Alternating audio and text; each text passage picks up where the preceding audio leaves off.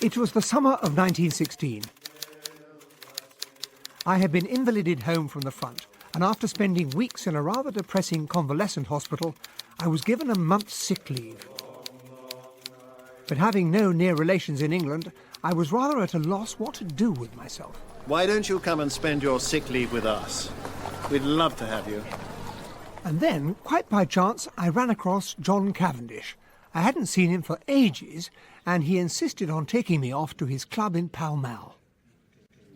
It must be years since you last stayed at Styles. The mater will be delighted to see you. I suppose you heard that she married again? I certainly had not. Years ago, John's father had taken a second wife. He was a widower with 2 sons. Emily Cavendish was a handsome woman in her 40s, and she had immediately taken charge of everything. So much so that when John's father died, he had left Styles Court to her for her lifetime, as well as the greater part of his fortune. Mary and I are living there at the moment. Oh, you haven't met my wife, I think. No, I haven't had the pleasure. And Lawrence is there as well, of course. You remember my brother? Yes. Wasn't he going to be a doctor or something of the sort? Oh, yes, and he qualified all right, but his heart really wasn't in it. So now he just whiles away the time writing his verses, though he can never get anyone to publish them. Doesn't earn a penny, of course. And your mother's new husband? Alfred Inglethorp is an ingratiating little weasel, not to put too fine a point on it. And his being at Styles is making life very difficult for all of us. How did she come to meet him? Through Evie. Oh, she was after your time, I think. Yes, she must have been. Evelyn Howard. She's the mater's companion and general factotum.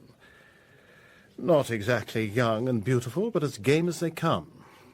Well, this man, Inglethorp... your mother's new husband? He turned up out of nowhere on the pretense of being a second cousin of Evie's, although she didn't seem to be particularly keen to acknowledge the relationship. The fellow's an absolute outsider. Well, you only have to look at him to see that. Uriah Heep in a bushy black beard. Most unappetizing. Well, the mater took him on as her secretary. You know, she's always running hundreds of societies, and of course it's got much worse with the war, and no doubt this fellow was quite useful to her. But you could have knocked us all down with a feather when, 3 months ago, she announced that the 2 of them were going to be married. How old is this chap? Oh, he's at least 20 years younger than the mater. And he's beginning to have the most abominable influence over her. She can't make a decision without him. But you'll be able to see for yourself when you come down. Life at Styles Court did not sound exactly promising, but John had always been rather prone to look on the gloomy side of things.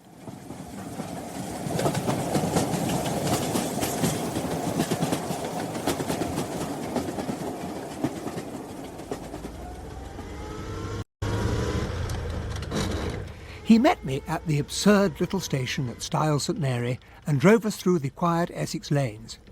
It seemed almost impossible to believe that, not all that far away, a great war was being fought. I'm afraid you'll find it pretty quiet down here. Oh, but my dear fellow, that's exactly what I want. It's pleasant enough if you're content to lead the idle life. Have you got the time on you? Just after 5. Oh, too late to pick up Cynthia then.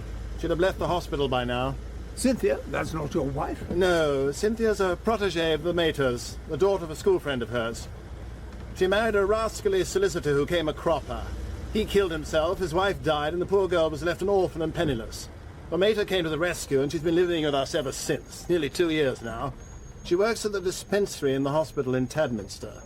We turned off through the lodge gates of Styles Court and drove up the long drive.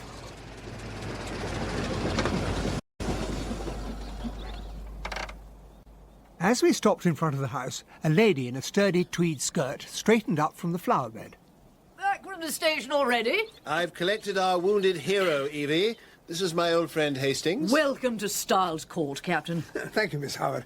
The garden's keeping you busy, I see. Weeds grow like a house on fire. You'd better watch your step or I'll get you working on them too. I'm sure I'll be only too delighted to make myself useful. Don't say it. Soon wish you hadn't. Where's tea, inside or out? Out. Too fine a day to be cooped up in the house. Come on then, Evie, and be refreshed. The labourer is worthy of his hire, you know.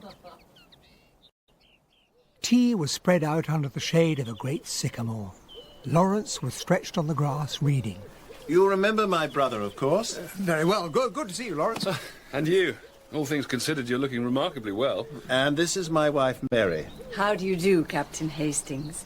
Sit yourself down. That chair's probably the most comfortable. I shall never forget my first sight of Mary Cavendish. The vivid sense of slumbering fire that seemed to find expression only in those wonderful tawny eyes of hers. You must be glad to be out of your convalescent home at last. Dreadfully depressing places, I've always thought. Oh, I don't know.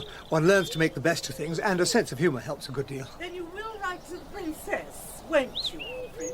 She should be at Windsor, I think. Here comes the mater. There's no mistaking that voice, is there? As long as I've known her, she's been trying to persuade someone to open something or other. I'll drop a line to Lady Tadminster for the second day. Or should we wait until we hear from the princess? My dear, do you think it might be better to delay writing to her ladyship? If the princess declines, she will be a perfectly suitable person to open the fate. And that's Inglethorp. You see what I mean about that preposterous beard? How right you always are, Alfred. Ah, but here is Captain Hastings. How delightful to see you at Styles again after all these years. Alfred, darling, this is Captain Hastings. A pleasure to make your acquaintance. Is soldiering your regular profession, Captain? No, before the war I was at Lloyd's. And you will return there when the war is over? Perhaps. I might well make a fresh start altogether. And what would you choose if you could do exactly as you wished? Well, that depends. What would you really like to do, Captain Hastings? Well, to tell the truth, I've always had a secret hankering to be a detective. Be better than Lloyd's, at any rate. But what kind, Captain? A chief inspector? Or a Sherlock Holmes? Oh, Sherlock Holmes every time. And have you had any experience of detective work? Well, I can't say I have, but I came across a chap in Belgium before the war, a very fine detective, and he said it all depended on method. Don't mind a good detective story now and then. But it's all a load of rubbish, really. Keep you waiting to the last chapter for the criminal to be unmasked. In real life, you'd know at once. You mean that if you were involved in a crime, Evie, you'd know the murderer straight away? Of course I would. I'd feel it in my fingertips the moment he came near me. It might be a she. Might be, but murder's more of a man's business. Not in a case of poisoning. Isn't that supposed to be the woman's weapon? Dr. Bauerstein, who knows all about these things, says there are probably dozens of murders that go unsuspected because the medical profession knows next to nothing about uncommon poisons. Oh, what a very gruesome conversation. I feel as if a goose were walking over my grave. Ah, but here's Cynthia. You're very late today, my dear. I'm sorry. There was a last-minute rush at the dispensary. Cynthia Murdoch looked delightfully fresh in her VAD uniform. She sat down on the grass by my chair, and I handed her the plate of sandwiches. Why don't you come and sit here beside me? It's so much nicer. What a very good idea. You work in the dispensary at Tadminster, I gather, Miss Murdoch. For my sins. And how many people have you poisoned? Oh, simply hundreds. When you've finished your tea, Cynthia, could you come and write a few notes for me? Of course, Aunt Emily. I'll come straight away. And perhaps we might have a little chat, Captain Hastings, before dinner. I'd love to hear your views about the war. I shall be in my boudoir. Of course, Mrs. Inglethorp, I'll be delighted. My bedroom was in the left wing and looked over the park. From my window, I saw John walking slowly across the grass, arm in arm with Cynthia Murdoch. She looked so full of life and vigour, in contrast to John, who seemed gloomy and worn out. Cynthia? Cynthia, where are you? The girl rushed off back into the house. From the shadow of the trees, I noticed Lawrence looking after her, very melancholy and every inch the wistful poet. It was time for me to go down and talk to Mrs. Inglethorp. Such a comfort to have a real soldier in the house at last.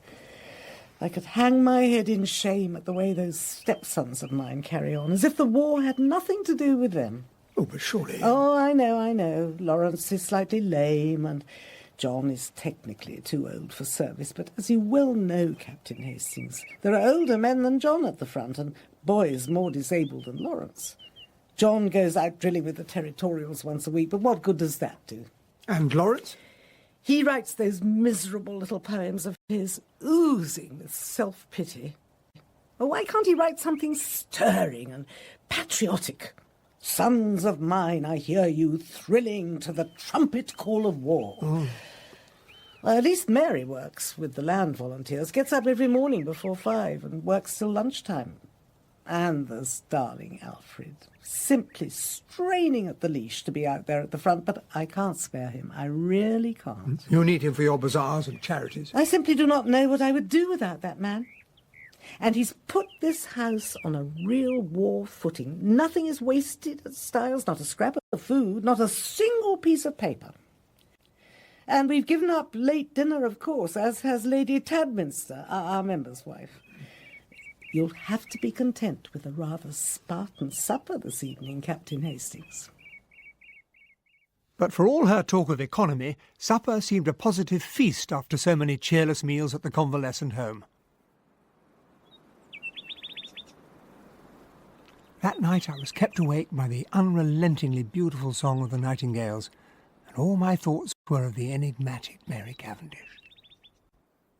But there was no sign of her in the house the following morning, and it was not until after lunch that she made an appearance. You can't possibly waste a glorious afternoon like this sitting in the library. So we set off on a charming walk through the woods and across the fields. I try to get out as much as I can. It can get quite claustrophobic at times. Two married women shouldn't have to share the same house. Mrs. Inglethorp can't be an easy woman to live with. Oh, don't misunderstand me, Captain Hastings. I have a great affection for Emily. But she does insist on having her own way. And she treats John and Lawrence as if they were still schoolboys. It wasn't too bad until Alfred Inglethorp came on the scene, but now she won't listen to anyone except darling Alfred. Oh, sometimes I wish... What do you wish? No, don't let's talk about it anymore. It's much too lovely a day. We'll cut across down to the stream. We might see a kingfisher, but we mustn't be too long. I promised John we'd be back by 5. Thank God you're here at last. It's the very deuce of a mess. Evie's had a row with Inglethorp and she's been given her marching orders. But why? What actually happened? Apparently she went to the mater and... but here she is. She can tell you herself. Well, I've spoken my mind at any rate. Evie, this simply can't be true. It's true enough. I said a few things to Emily she won't forget in a hurry. There's no fool like an old fool, I told her. That man's 20 years younger than you, and don't kid yourself he's after anything but your money. And why do you think he's spending so much time down by Long Farm? Mrs. Raikes is a very pretty woman, and he doesn't go over there just to talk about how her crops are doing. Good Lord, and what did she say to that? She said I was a wicked woman to tell such terrible lies about darling Alfred, and the sooner I left the house, the better. So I'm off. But not now, surely. This very minute. Do you think you could run me down to the station, Mr. Cavendish? I'll go and check the times of the train. At least wait until I've had a word with Emily, Evie. I can't believe this is happening. Captain Hastings, you're an honest man, I can tell that. Look after my poor Emily if you can. There are a lot of sharks here, all of them. They're only waiting for her to die so they can get their hands on her money. I've protected her as much as I can, but I tremble to think what may happen when I'm gone. Just keep your eyes open, and above all, watch out for that devil, her husband. Evie went upstairs and brought down her luggage. The Inglethorpes did not appear.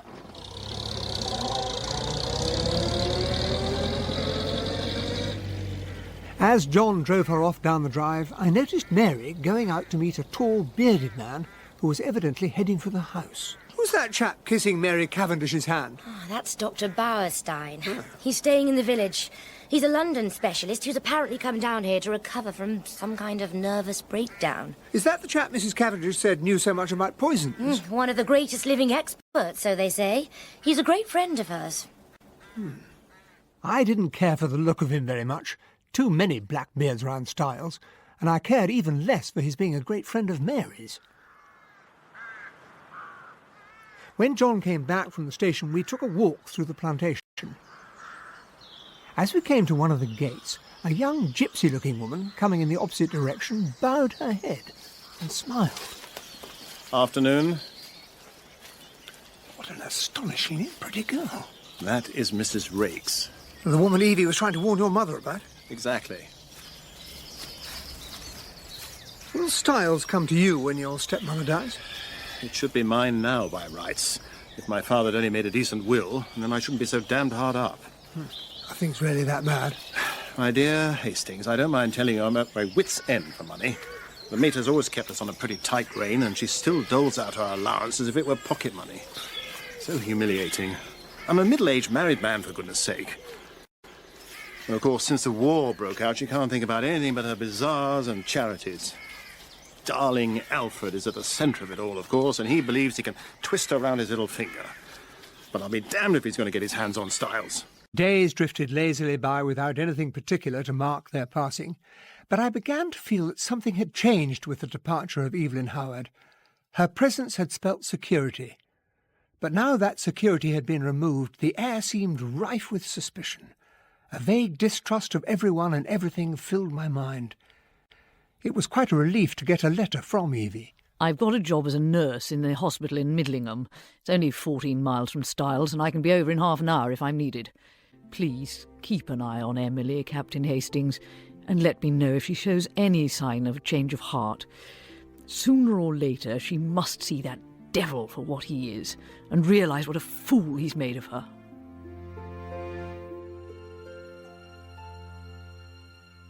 A spell of extraordinarily hot weather set in. Mary Cavendish went off for longer and longer expeditions with Dr. Bauerstein. What could she possibly see in the fellow?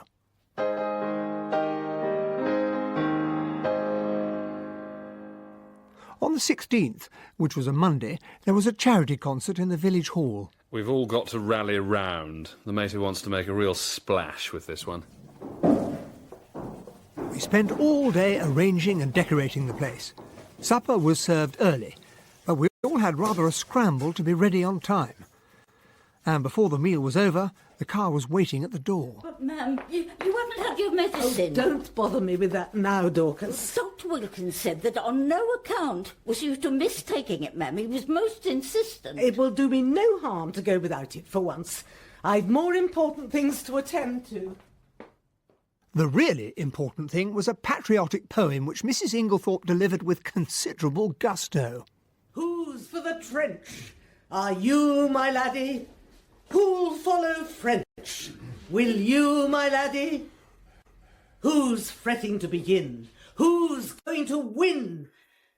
And who wants to save his skin? Do you, my laddie? Of course, it was all a tremendous success. Cynthia took part in some of the tableaux and looked quite stunningly pretty. No, I'm not coming back to Styles tonight, Captain Hastings. I've already arranged to stay with some friends.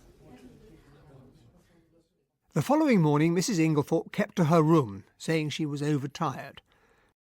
Mary Cavendish said she was going off somewhere with Dr. Bauerstein. I felt rather at a loose end. Why don't we pay a surprise visit to Cynthia in her dispensary? We could take the trap, since the mater won't be using it. Wow, what a lot of bottles. Do you really know what's in them all? Oh, for goodness sake, say something original. Every single person who comes here says that, and the next thing they say is... How many people have you poisoned? I said it the first time we met. If you really knew how fatally easy it is to poison somebody by mistake, you wouldn't joke about it. We have to be very careful who we let loose in here. So, where do you keep all these poisons of yours? In the little cupboard by the window. And in the one next to it, there are all kinds of secret treats. Ah, chocolate biscuits and the remains of a seed cake. We can have tea out on the balcony. It's a lovely day and there's a beautiful view along the river. I'll join you in a moment. The view wasn't all that remarkable, but it was a warm afternoon, the sun was shining, and it was pleasant to have Cynthia to myself for a moment or two. Where on earth has Lawrence got to? His tea will be getting cold. Lawrence, what are you doing? Come and have your tea. Sorry, just taking a look around. Fascinating place. Fortunately, Lawrence went off to see a friend after tea, and Cynthia and I took the trap back to Styles. As we drove through the village, I remembered I needed some stamps. As I was coming out of the post office, I cannoned into a little man who was just entering. Oh, la la. A little man with a head exactly the shape of an egg and a stiff military moustache. Ah, mon ami Hastings! Oh. I cannot believe it. What a marvellous surprise to see you here. Poirot! Oh, Miss Murdoch, this is my old friend Hercule Poirot. I haven't seen him for years, and here he is in style, St. Mary. Oh, we all know Monsieur Poirot, but I'd no idea he was a friend of yours. I have met Mademoiselle Cynthia many times with the good Madame Inglethorp. You know Mrs. Inglethorp? Oh, yes, my friend. Oh. It is by her charity that I am here. Oh, how's that? When the Germans invaded Belgium, I joined the resistance. But I was forced to take refuge in France, and then made my way to your country. I had heard that Madame Inglethorp had given shelter to a number of my compatriots in this village, and I came here. She made me welcome, and found a room for me in the house she had taken for Belgian refugees. I shall be eternally grateful to her. Oh, you must tell me the whole story. I shall come and see you as soon as possible. It'll be just like old times. I shall look forward to it, my friend. Goodbye, Monsieur Poirot. Goodbye, mademoiselle.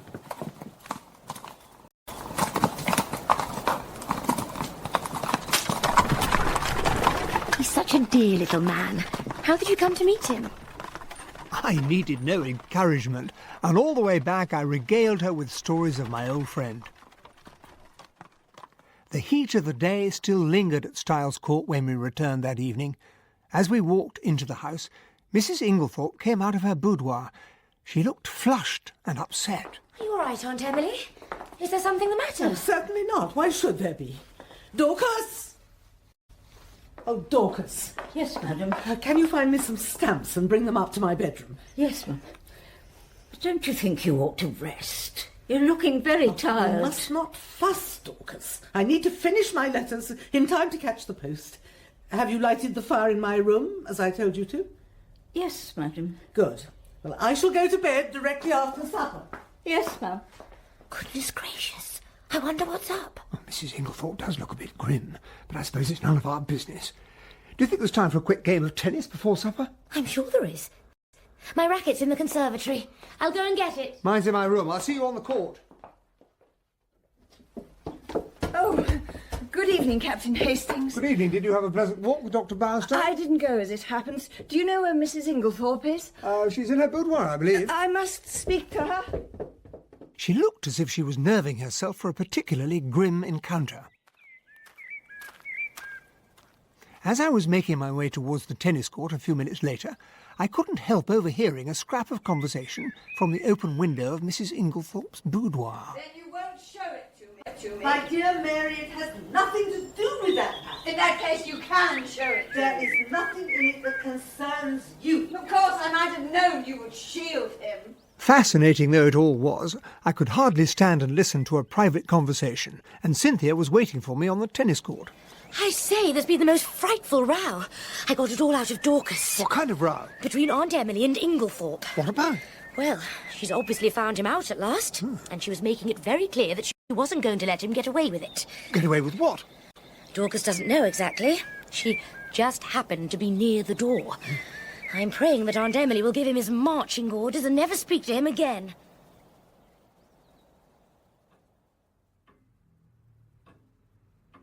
Supper was a distinctly chilly affair.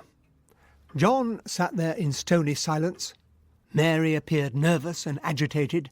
Lawrence gazed abstractedly into space, and Inglethorp, who as a rule fussed over his wife with little attentions, sat there staring gloomily down into his big black beard.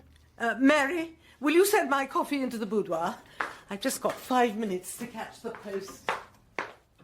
Cynthia and I went and sat by the open window in the drawing-room. Do you young people want the lamps on, or do you prefer to sit here in the twilight? Oh, I'd much rather watch it growing dark. Will you take Emily her coffee, Cynthia? I'll pour it. Do not trouble yourself, Mary. I'll pour it. As you wish, Mr. Inglethorp. Oh, it's almost too hot. We shall have a thunderstorm. Who on earth can that be at this time of night? Of course, it had to be Dr. Bowerstone, who spun some cock-and-bull story about falling into a pond while trying to get at a rare species of fern. His trousers were thick with mud, and he looked completely ludicrous. But Mary seemed quite unperturbed, and John was remarkably affable. You must sit down and have a coffee and tell us all about it. Cynthia! Yes, Aunt Emily? Carry my dispatch case up for me, will you? I'm going to bed. Yes, Aunt Emily. Have you finished your coffee? No, I haven't touched it yet. I'll take it up with me. Good night. Good night. Good night. The evening had been completely spoiled by the wretched Bauerstein. It seemed as if he would never go. But eventually he rose and prepared to take his leave. I'll walk down to the village with you, Doctor. I must have a word with our agent about the estate accounts before I go to bed.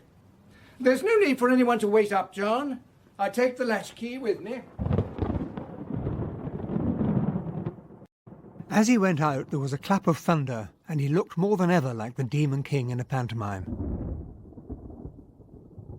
But as the summer storm drew nearer, I felt a strange premonition of evil, of some fate that was to break in on us and change Styles Court forever. In Part 1 of Agatha Christie's The Mysterious Affair at Styles, Hercule Poirot was played by John Moffat, Captain Hastings, Simon Williams.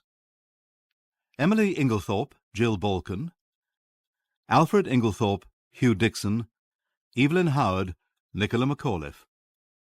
John Cavendish, Sean Arnold, Mary Cavendish, Susan Jameson, Lawrence Cavendish, Nicholas Bolton, Cynthia Murdoch, Annabel Dowler, Dorcas, Hilda Schroeder. The original music was composed by Tom Smale. The Mysterious Affair at Styles is dramatized for radio by Michael Bakewell and directed by Enid Williams. In 16, I had been invalided home from the front and was spending my convalescent leave at Styles Court at the invitation of my friend John Cavendish. But it was not a happy household. John's stepmother, Emily, had married again, married Alfred Inglethorp, whom the family intensely disliked.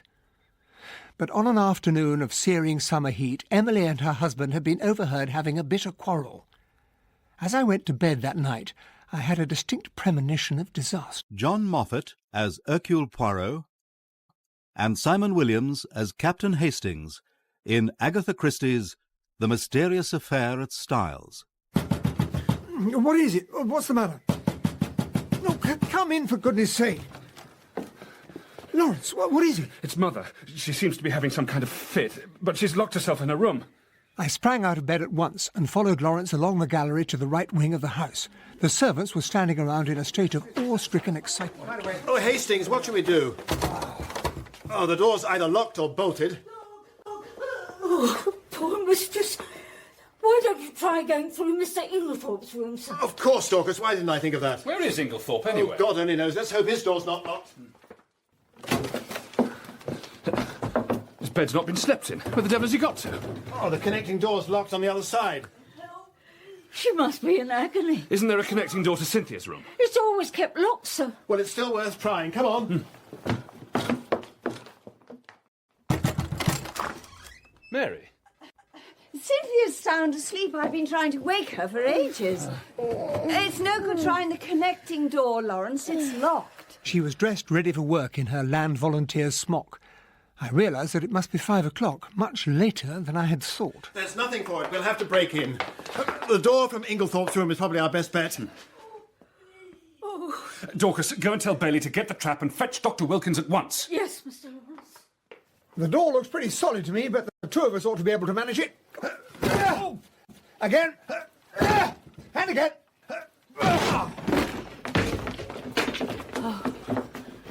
She's having convulsions of some sort. Annie, go down to the dining room and get the brandy. Yes, sir.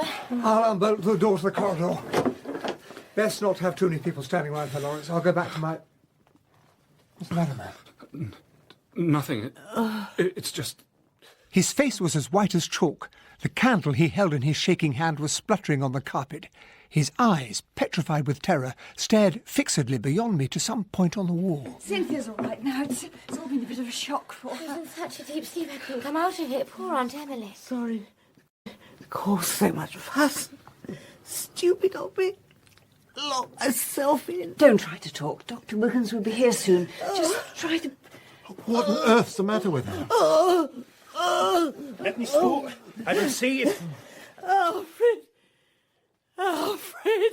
Stand back from the bed, if you please. But his expression gave us little cause for hope.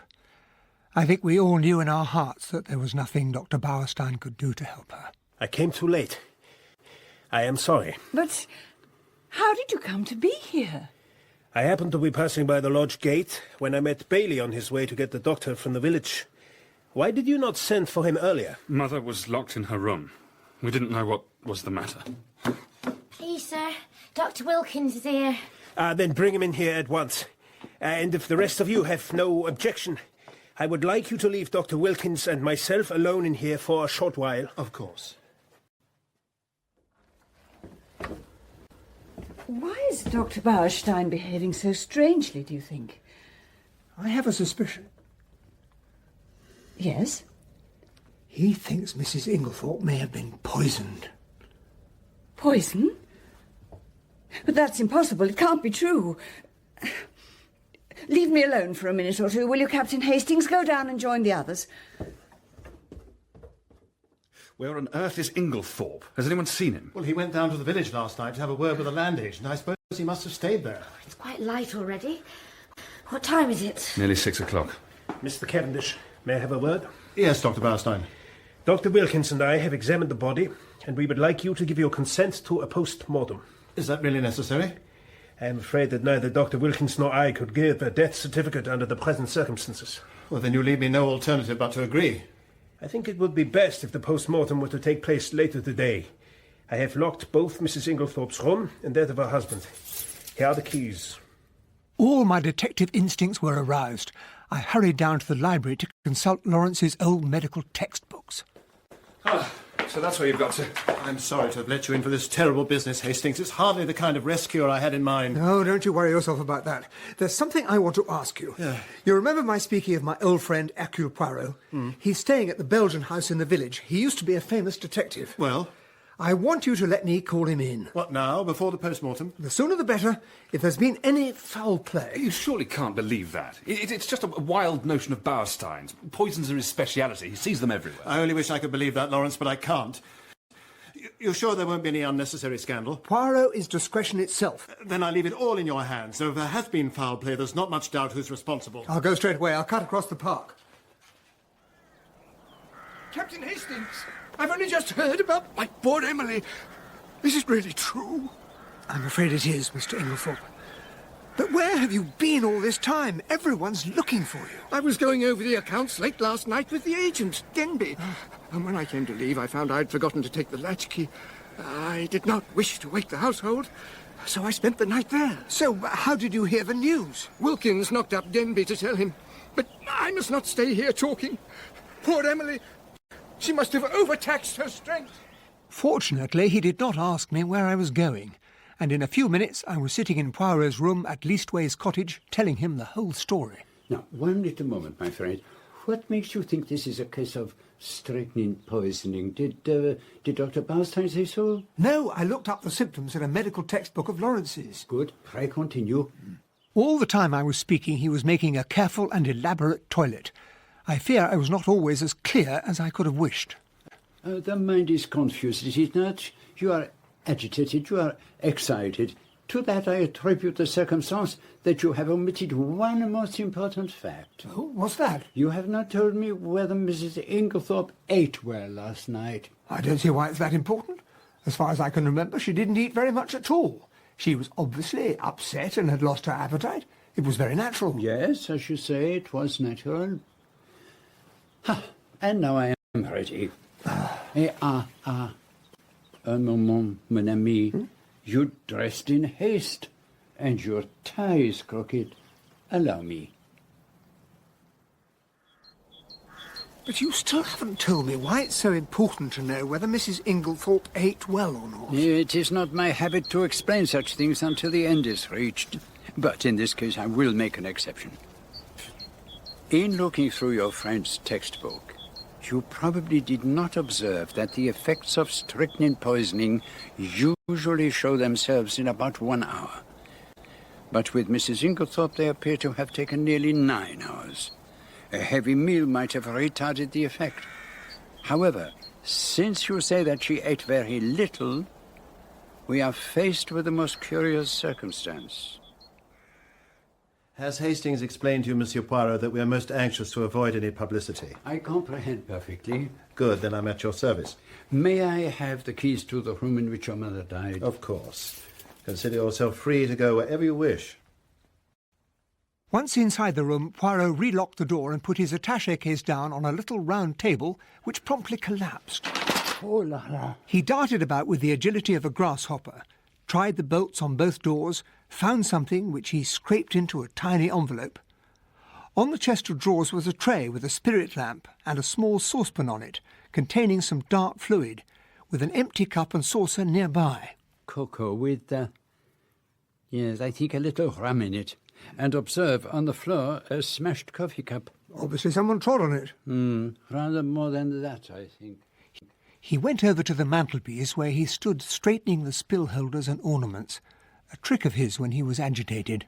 That cup has been deliberately ground underfoot, almost to powder, either because it contains strychnine or, which is far more serious, because it did not contain strychnine. He continued his examination for the best part of half an hour, and then he took out a little notebook. We have found in this room 6 points of interest. Shall I enumerate them? Please, go ahead. 1. The coffee cup. 2. A purple dispatch box containing papers which must be examined as quickly as possible, but which at present I have no authority to look at. 3. A stain on the carpet. That may date from some time ago. No. It is still perceptibly damp and smells of coffee. 4. A thread of some dark green fabric caught on the bolt of the door to Mademoiselle Cynthia's room. You think that may be relevant? At this stage, mon ami, everything is relevant. 5. This large splash of cantergrease on the floor by the writing table. That was probably Lawrence. He was carrying the only candle and he was very agitated. He kept on staring at something over on that wall. That is very suggestive, but it was not his candle that did it. This is white grease. His candle, which is still on the dressing table, is pink. So how do you account for it? Oh, you must choose your own natural faculties, mon ami. And I suppose your 6th point is the cocoa. No, the 6th point I shall keep to myself for the moment. So, does this conclude your examination? I think so. Unless there is something in the ashes of the fireplace. Oh, mon Dieu, there is. The forceps Hastings. There. What do you make of that? A tiny scrap of charred paper with the remains of someone's handwriting. Not much to go on. Look more closely, my friend. It might be a double L, followed by an and. And what does that suggest to you? But, well, nothing much. No. Think of words ending in double L, my friend. Call. Pull. Pill? Will. Exactly. Will. Will and testament. It's the fragment of a burnt will. I had rather expected to find something of the sort. And now, Hastings, we will go. I would like to have a little word with the housekeeper. Dorcas, is it not? I took him down to the boudoir and went off to fetch Dorcas. When I returned, he had opened the French windows and was gazing down at the beds of begonias. Admirable. What symmetry. The neatness of the work of the gardeners rejoices the eye. Dorcas is here. Oh, no, do not begrudge me a moment's satisfaction, mon ami. But surely it's more important that you speak to Dorcas. But how do you know that these flower beds are not of equal importance? But let us talk with the good lady. I just can't get over it, sir. She was a very good mistress to me. Then I hope you will not object to answering a few questions. I put them to you with the full approval of Mr. Cavendish. Yes, sir. Let us begin with the events of yesterday afternoon. I understand that you heard your mistress having some sort of quarrel. I just happened to be passing through the hall when I heard angry voices coming from this room. And what time was this, mademoiselle? It was about 4 o'clock, I think. You must understand that I didn't intend to listen, sir. Oh, I do understand, Dorcas. Pray continue. The door was shut, but the mistress was speaking very loud and clear. "You've lied to me and deceived me," she said. I didn't hear what Mr. Inglethorp said in reply. He spoke a good deal lower than she did. But then she said, "Nothing you can say will make any difference. I see my duty clearly. You need not think that fear of publicity of scandal between husband and wife will deter me." And then I thought they were coming out, so I went off quickly. Now, you are sure it was Mr. Inglethorp's voice you heard? Oh, yes, sir. Whose else could it be? So what happened next? Well, it was 5 o'clock. Mrs. Inglethorp rang the bell and asked me to bring her a cup of tea to the boudoir. She was looking dreadful. "Dorcas," she says to me, "I've had a great shock." "Oh, I'm sorry to hear that, ma'am," I says. "You'll feel better after a nice cup of tea." She had something in her hand. I don't know if it was a letter or just a piece of paper, but it had writing on it, and she kept staring at it, almost as if she couldn't believe what was written there. She whispered to herself, as if she'd forgotten I was in the room. "These few words," she says, "and everything's changed." And then she says, "Never trust a man, Dorcas. They're not worth it." So what did you do then? Well, I hurried off and got her a good strong cup of tea, and she thanked me. And then she says, "I don't know what to do. Scandal between husband and wife is a dreadful thing, Dorcas. I'd rather hush it up if I could. But Mrs. Cavendish came in just then, so she didn't say any more." And what became of the letter, or whatever it was? Well, I don't know, sir. She probably locked it up in that purple case of hers. Is that where she normally kept important papers? Yes, sir, she brought it down with her every morning and took it up every night. Now tell me, did your mistress possess a green dress? Oh, no, sir. She couldn't abide green. Does anyone else in the house have a green dress? Miss Cynthia has a green chiffon evening gown. Oh, no, chiffon is not what I want. Let us pass on. Do you know whether your mistress had a sleeping powder last night? Oh, not last night, sir. The box was empty. She took the last one 2 days ago, and she didn't have any more made up. Now, I understand that your mistress was busy writing letters yesterday evening. Can you give me any idea to whom they were addressed? Oh, I'm afraid I can't, sir. I was out in the evening, and as a result, Annie never cleared away the coffee cups after dinner. That's what happens when I'm not here to look after things. Well, since they have been left, Dorcas, leave them a little longer. They might have something to tell us. Well, I have nothing more to ask. Thank you, Dorcas. Now, will you please send Annie here? Yes, sir. Thank you, sir.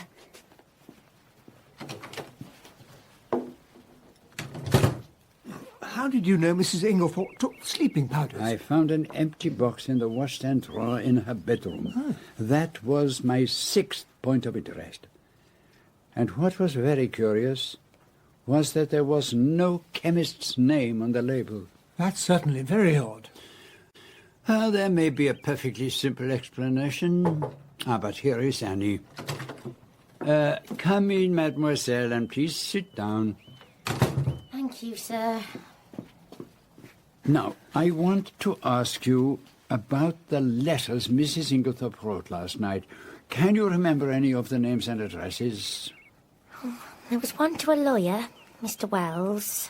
I remember that. And there was one to Ross's, the caterers in Tabminster. And... oh, that's all I can remember. You're sure? Well, there was another. Oh, it slipped my memory. Well, it will come back to you. Now, I want to ask you about the little saucepan in Mrs. Inglethorp's room. The one for the cocoa, sir? Yes. Tell me, how did she take her cocoa? Oh, with milk and 1 teaspoonful of sugar and 2 teaspoonfuls of rum. And who took it to her room? I did, sir. And did you bring the saucepan straight up from the kitchen? No, sir. There's not much room on the gas stove while dinner's cooking, so Cook used to make the cocoa early. I put it on the table by the swing door and took it up to the mistress later. So how long was the cocoa left standing on the table? From about 7:15 until 8, when I took it up to her. And there was no salt in it, so it wasn't me. What makes you think there was salt in it, Annie? There was some on the tray, sir. You noticed some salt on the tray? Yes, sir. Common kitchen salt, it looked like. I couldn't see any in the cocoa, so I dusted the salt off with my apron and took the tray up. I hope I did right, sir.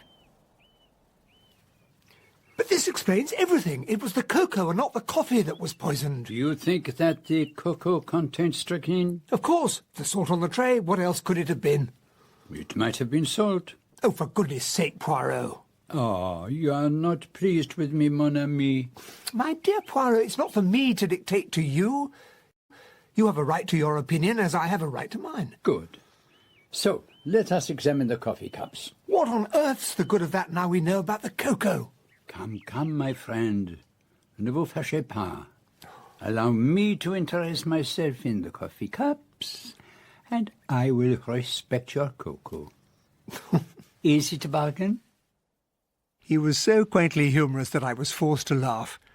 And so we went into the drawing-room, where the coffee cups had been left from the previous evening. So Mrs. Cavendish stood by the tray and poured out. Then she came across to the window where you were sitting with Mademoiselle Cynthia. Yes, here are the cups. And the cup on the mantelpiece, half drunk. That would be the cup of Mr. Lawrence. And the one on the tray? John Cavendish's. I saw him put it down there. But where is the cup of Mr. Inglethorp? He doesn't take coffee. Ah, good. Then all are accounted for. With infinite care, he took a specimen from the grounds of each cup, sealing them in separate little test tubes, tasting each in turn. There was a strange expression on his face, half puzzlement and half relief. I trust I'm not disturbing you, Monsieur Poirot, but breakfast is ready. Will you join us? It would be a pleasure. Can you tell me whether you think my mother died a natural death, or must we prepare ourselves for the worst? I think you would do well not to deceive yourself with any false hopes. What are the views of the other members of your family? My brother Lawrence is convinced we're all making a fuss about nothing. And Mrs. Cavendish? I haven't the least idea of my wife's views on the subject. But what the devil are we going to do about Inglethorp? One's gorge rather rises at sitting down to eat with a man who's probably a murderer. At breakfast there were no red eyes, no signs of secretly indulged grief. Inglethorp acted the bereaved widower. Mary Cavendish was as enigmatic as a sphinx. Cynthia Murdoch appeared tired and ill, and greatly disconcerted Poirot when she told him she did not take sugar in her coffee. Excuse me, Mr. Cavendish, but Mr. Wells is here to see you. You'll show him into my study, will you, Dorcas? Yes, sir. Mr. Wells is my mother's lawyer. Perhaps you'd like to come with me, Monsieur Poirot, and you too, of course, Hastings. This is a most unhappy business, Mr. Cavendish. I'm sure you understand, Wells, that this must all be kept strictly private. We're still hoping there will turn out to be no need for an investigation of any kind. I should be failing in my duty if I were to encourage you in that hope. There is no chance of sparing you the pain and publicity of an inquest. It's quite unavoidable in the absence of a doctor's certificate. I suppose it is. When will it be? Well, if you've no objection, I thought of Friday. That'll give us plenty of time after today's post-mortem. Will that arrangement suit you? Oh, yes. The sooner we get it over with, the better. I need not tell you how distressed I am by the whole tragic affair. Could you perhaps give us some help in solving the mystery, Mr. Wells? I would be only too delighted to do so if it's in my power. Apparently, Mrs. Inglethorp wrote a letter to you last night. You should have received it this morning. I did, but it was merely a note asking me to call on her today, as she wanted my advice on a matter of great importance. But she gave no hint as to what the matter might be. That is a pity. Mr. Wells, if it is not against professional etiquette, can you tell us who inherits Mrs. Inglethorp's fortune in the event of her death? If Mr. Cavendish does not object, Not at all. Go ahead. By her last will, dated April of last year, she left her entire fortune to her stepson, Mr. John Cavendish. It's possible, of course, that somewhere there may be a later will. There is a later will, Mr. Wells. Or rather, there was. What do you mean? Where is it now? This charred fragment is all that remains of it. Hastings and I found it in the grate of Mrs. Inglethorp's bedroom earlier this morning. But when did she make it? Sometime yesterday afternoon, I believe. You can ask the gardeners who were working just outside the window. She must have called them in to witness it. There was mud on the step of the French window. So that was why you were so interested in the begonias. Mm-hmm. But it is an extraordinary coincidence she should make a new will on the day of her death. Not that extraordinary, surely. What do you mean by that? But you told me that your stepmother had a violent quarrel with somebody yesterday afternoon. And in consequence, she might well have made another will. Good Lord. What's all that noise? It's Evelyn Howard. She's come back. Well, in that case, since I'm sure you'll want to speak to her, let's take a short break. I need to examine some of the papers in your mother's room. Thank you, Wells. Perhaps you would care to come with me, Monsieur Poirot? I'd just come off duty when I heard the news. Hired a car. Quickest way to get here. I'll get Dorcas to find you some breakfast. Evie, this is Monsieur Poirot. He's helping us. Helping you do what? Investigate my mother's death. Nothing to investigate. Why isn't Inglethorp in prison? I can hardly drag him down to the police station by the scruff of the neck. Well, find out how he did it. There's a soaked flypapers. Ask Cook if she's missed any. I'll make a point of it. Mademoiselle, may I ask a favour of you? Ask away. I want to be able to count on your help. I'll help you to hang Alfred Inglethorp with pleasure. Oh, believe me, if Mr. Inglethorp is the man, I will hang him as high as Haman. But I must ask you to trust me. Your help will be invaluable, and I will tell you why. Because in all this house, yours are the only eyes that have wept. I watched over her, you see. I guarded her from the rest of them. And then this scoundrel came along and all my years of devotion went for nothing. Will you come up to my stepmother's room, Monsieur Poirot? Mm-hmm. Dorcas says Mr. Wells is ready to go through the papers in her dispatch case, and I believe you still have the keys. If you will permit me, Mr. Wells, I locked it earlier this morning as a precaution. That's very odd. What is odd, Mr. Wells? The case is unlocked. Impossible. Well, see for yourself. Oh, the lock has evidently been forced. But the door was locked. I'm afraid that most of the keys to the rooms in this corridor would have fitted it. Fool that I am, I should never have left the case out of my hands. He walked over to the mantelpiece. His hands were trembling violently as they mechanically straightened the vases of paper spills. There was something in that case which linked the murderer to the crime. It was obviously vital that it should be destroyed. But it was a great risk for the murderer to take. What do you think it could have been? A document of some kind. Perhaps the paper that Dorcas saw in Mrs. Inglethorp's hand. And now, imbecile that I am, I have allowed it to be snatched away.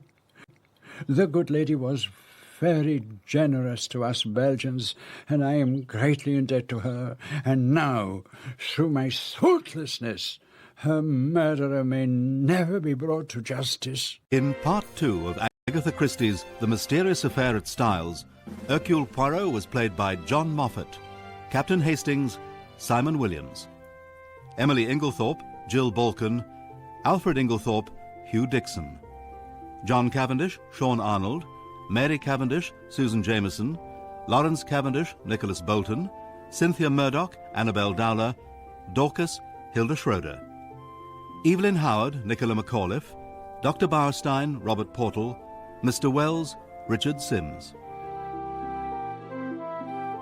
The music was composed by Tom Smale. The Mysterious Affair at Styles is dramatised for radio by Michael Bakewell and directed by Enid Williams. I had gone down to Styles Court at the suggestion of John Cavendish to spend my convalescent leave.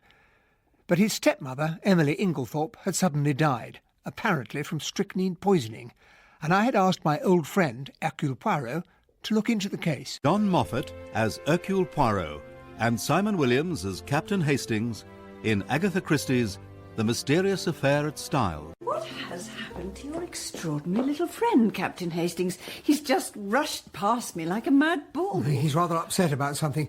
Tell me, have Mr. Inglethorp and Miss Howard run into one another since she came back? John's been trying to keep them apart, I think. I can't imagine Inglethorp's very keen to see her again. Do you think it would be such a disaster if they did meet? Well, don't you? No. I should like to see a really good flare-up. It would clear the air.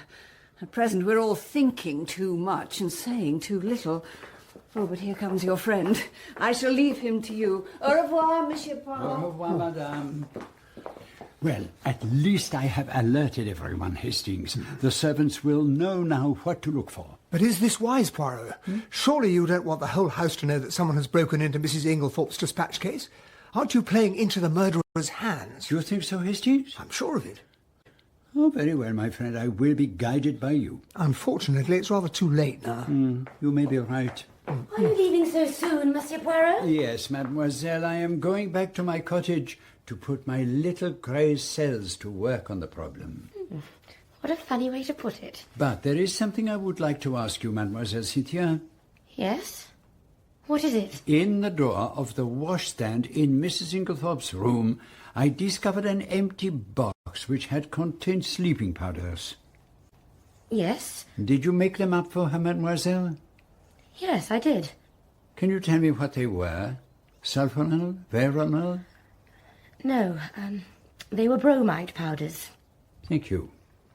I was curious, voyez-vous, because of the label on the box being blank.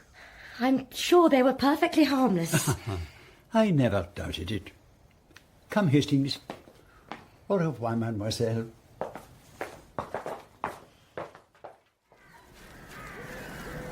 There can't really be very much doubt as to the identity of the murderer. You think not? It can only be Inglethorpe. It stands to reason. And yet, my friend, there are certain points in his favour. I can only think of one. And what is that? That he was not in the house last night. On the contrary, you have chosen the one point that counts against him. How's that? If Mr. Inglethorpe knew that his wife would be poisoned, he would certainly have arranged to be away from the house. So, if the coroner's jury returns a verdict of wilful murder against Alfred Inglethorpe... I should not allow it. You would not allow it? No, Hastings, I would not. I say, Mr. Poirot. Yes, what is it? You remember me, Mr. Mace from the chemist's shop? Of course, Mr. Mace. Have you just come from the hall? Yes, we have. And is it true what they're saying? That Mrs. Inglethorpe has been poisoned? That is for the doctors to decide. It wasn't strychnine, was it? If you have any information on that point, Mr. Mace, I think you should report it to the coroner. In the days preceding the inquest, I saw remarkably little of Poirot. He spent most of his time taking long walks around the countryside, very uncharacteristic for a man who took such obsessive pride in the polish of his shoes. You're in from the hall, aren't you? Yes, I'm looking for a friend of mine, as a matter of fact. And that Belgian bloke? Yes, that's the one. Well, he's been here, all right. The gentlemen from the hall don't seem to be able to keep themselves away from Rake's farm. Why? Do other gentlemen come this way, then? One does. And more than one. Not that I'm naming any names, mind.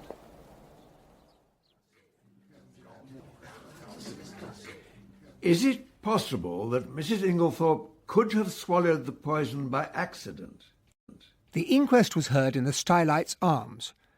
Poirot and I sat together listening to the evidence of the toxicology expert witness, Mary's friend, Dr. Bauerstein. I would consider it most unlikely.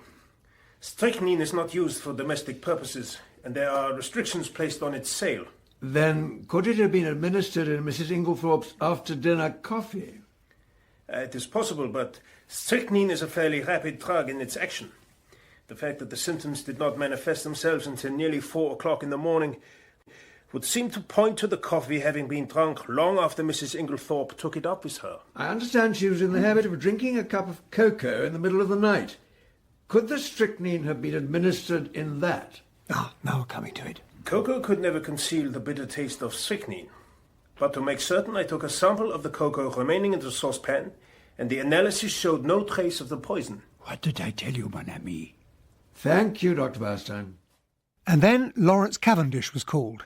He came up with a quite extraordinary suggestion. Of course, I may be wrong, but it still seems to me that my stepmother's death might be accounted for by natural means. And how do you make that out, Mr. Cavendish? At the time of her death, and for some time before it, she was taking a tonic which contained strychnine. I believe there have been cases where the cumulative effect of the drug administered for some time has ended by causing death. Why, I wondered, was Lawrence so anxious to prove his stepmother's death was an accident? But Bauerstein made short work of his theory. What Mr. Cavendish suggests is utterly impossible. Any doctor would tell you that. The whole thing is absurd. And then Mary Cavendish was called. She looked pale, but very self-assured. I was woken by my alarm clock at 5:15, as usual, and as I was getting dressed, I heard something being knocked over. Would that have been the table in Mrs. Inglethorpe's bedroom? I believe so. I opened the door, and Dorcas came running down the corridor to wake my husband. I really do not think we need trouble you further on this aspect, Mrs. Cavendish, since we know all we need to know of what happened next. But I should be obliged if you could tell us what you overheard of a particular quarrel on the day before. Quarrel? Yes, Mrs. Cavendish. I understand from the deposition of the maid, Annie, that you were sitting on the bench just outside the long window of the boudoir. That is so. And the boudoir window was open, was it not? Yes. Then you cannot fail to hear the voices inside, since they were raised in anger. Will you repeat to us what you overheard of the quarrel?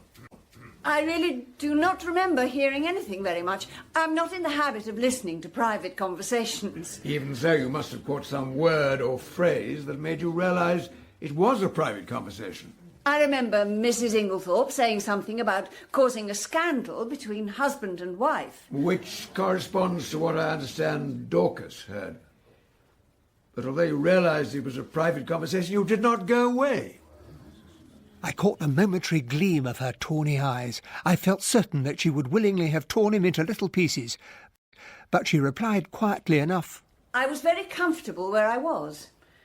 I fixed my mind on my book. The coroner did not seem very satisfied with her reply, but he let it go at that.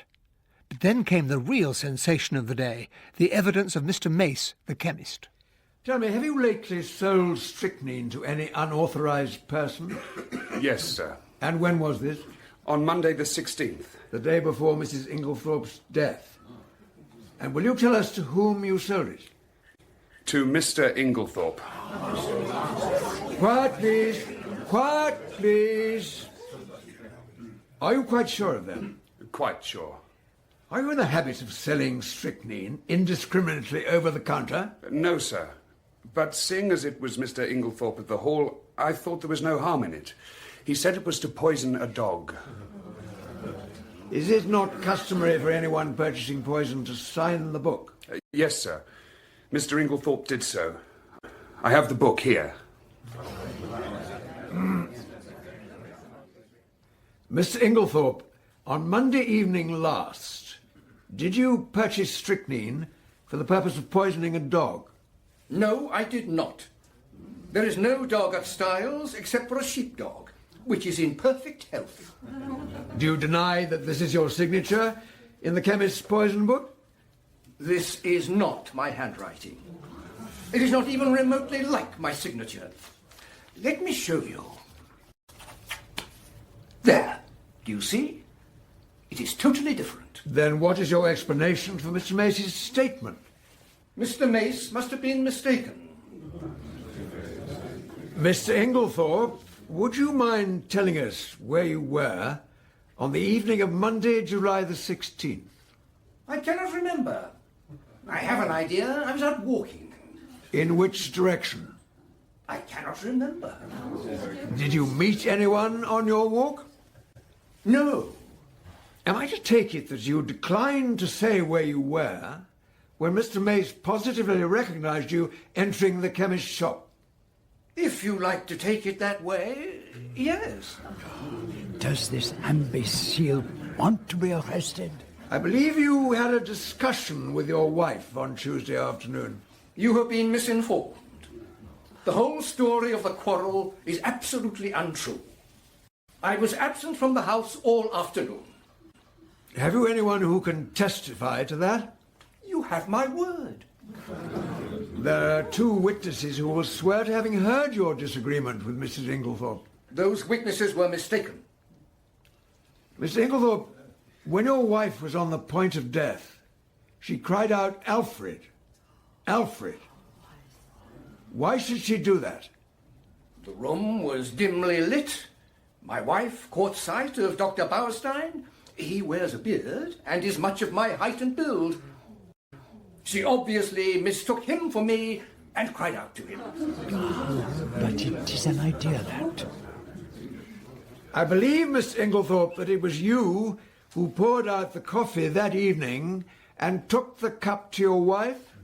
I poured it out, yes, but I did not take it to her.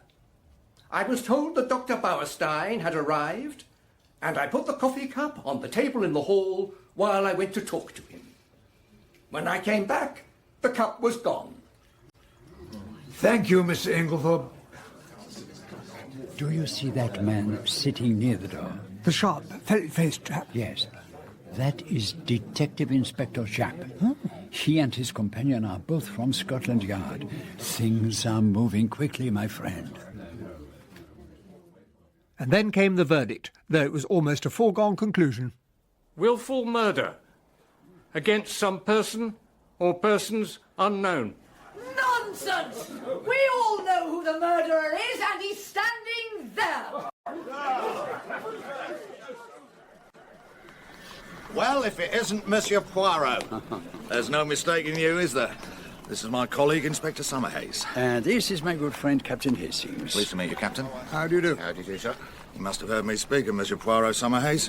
We worked together on the Abercrombie forgery case, and our friend here ran him to earth in Brussels. Long before the war, that was. And do you remember the so-called Baron Alterat?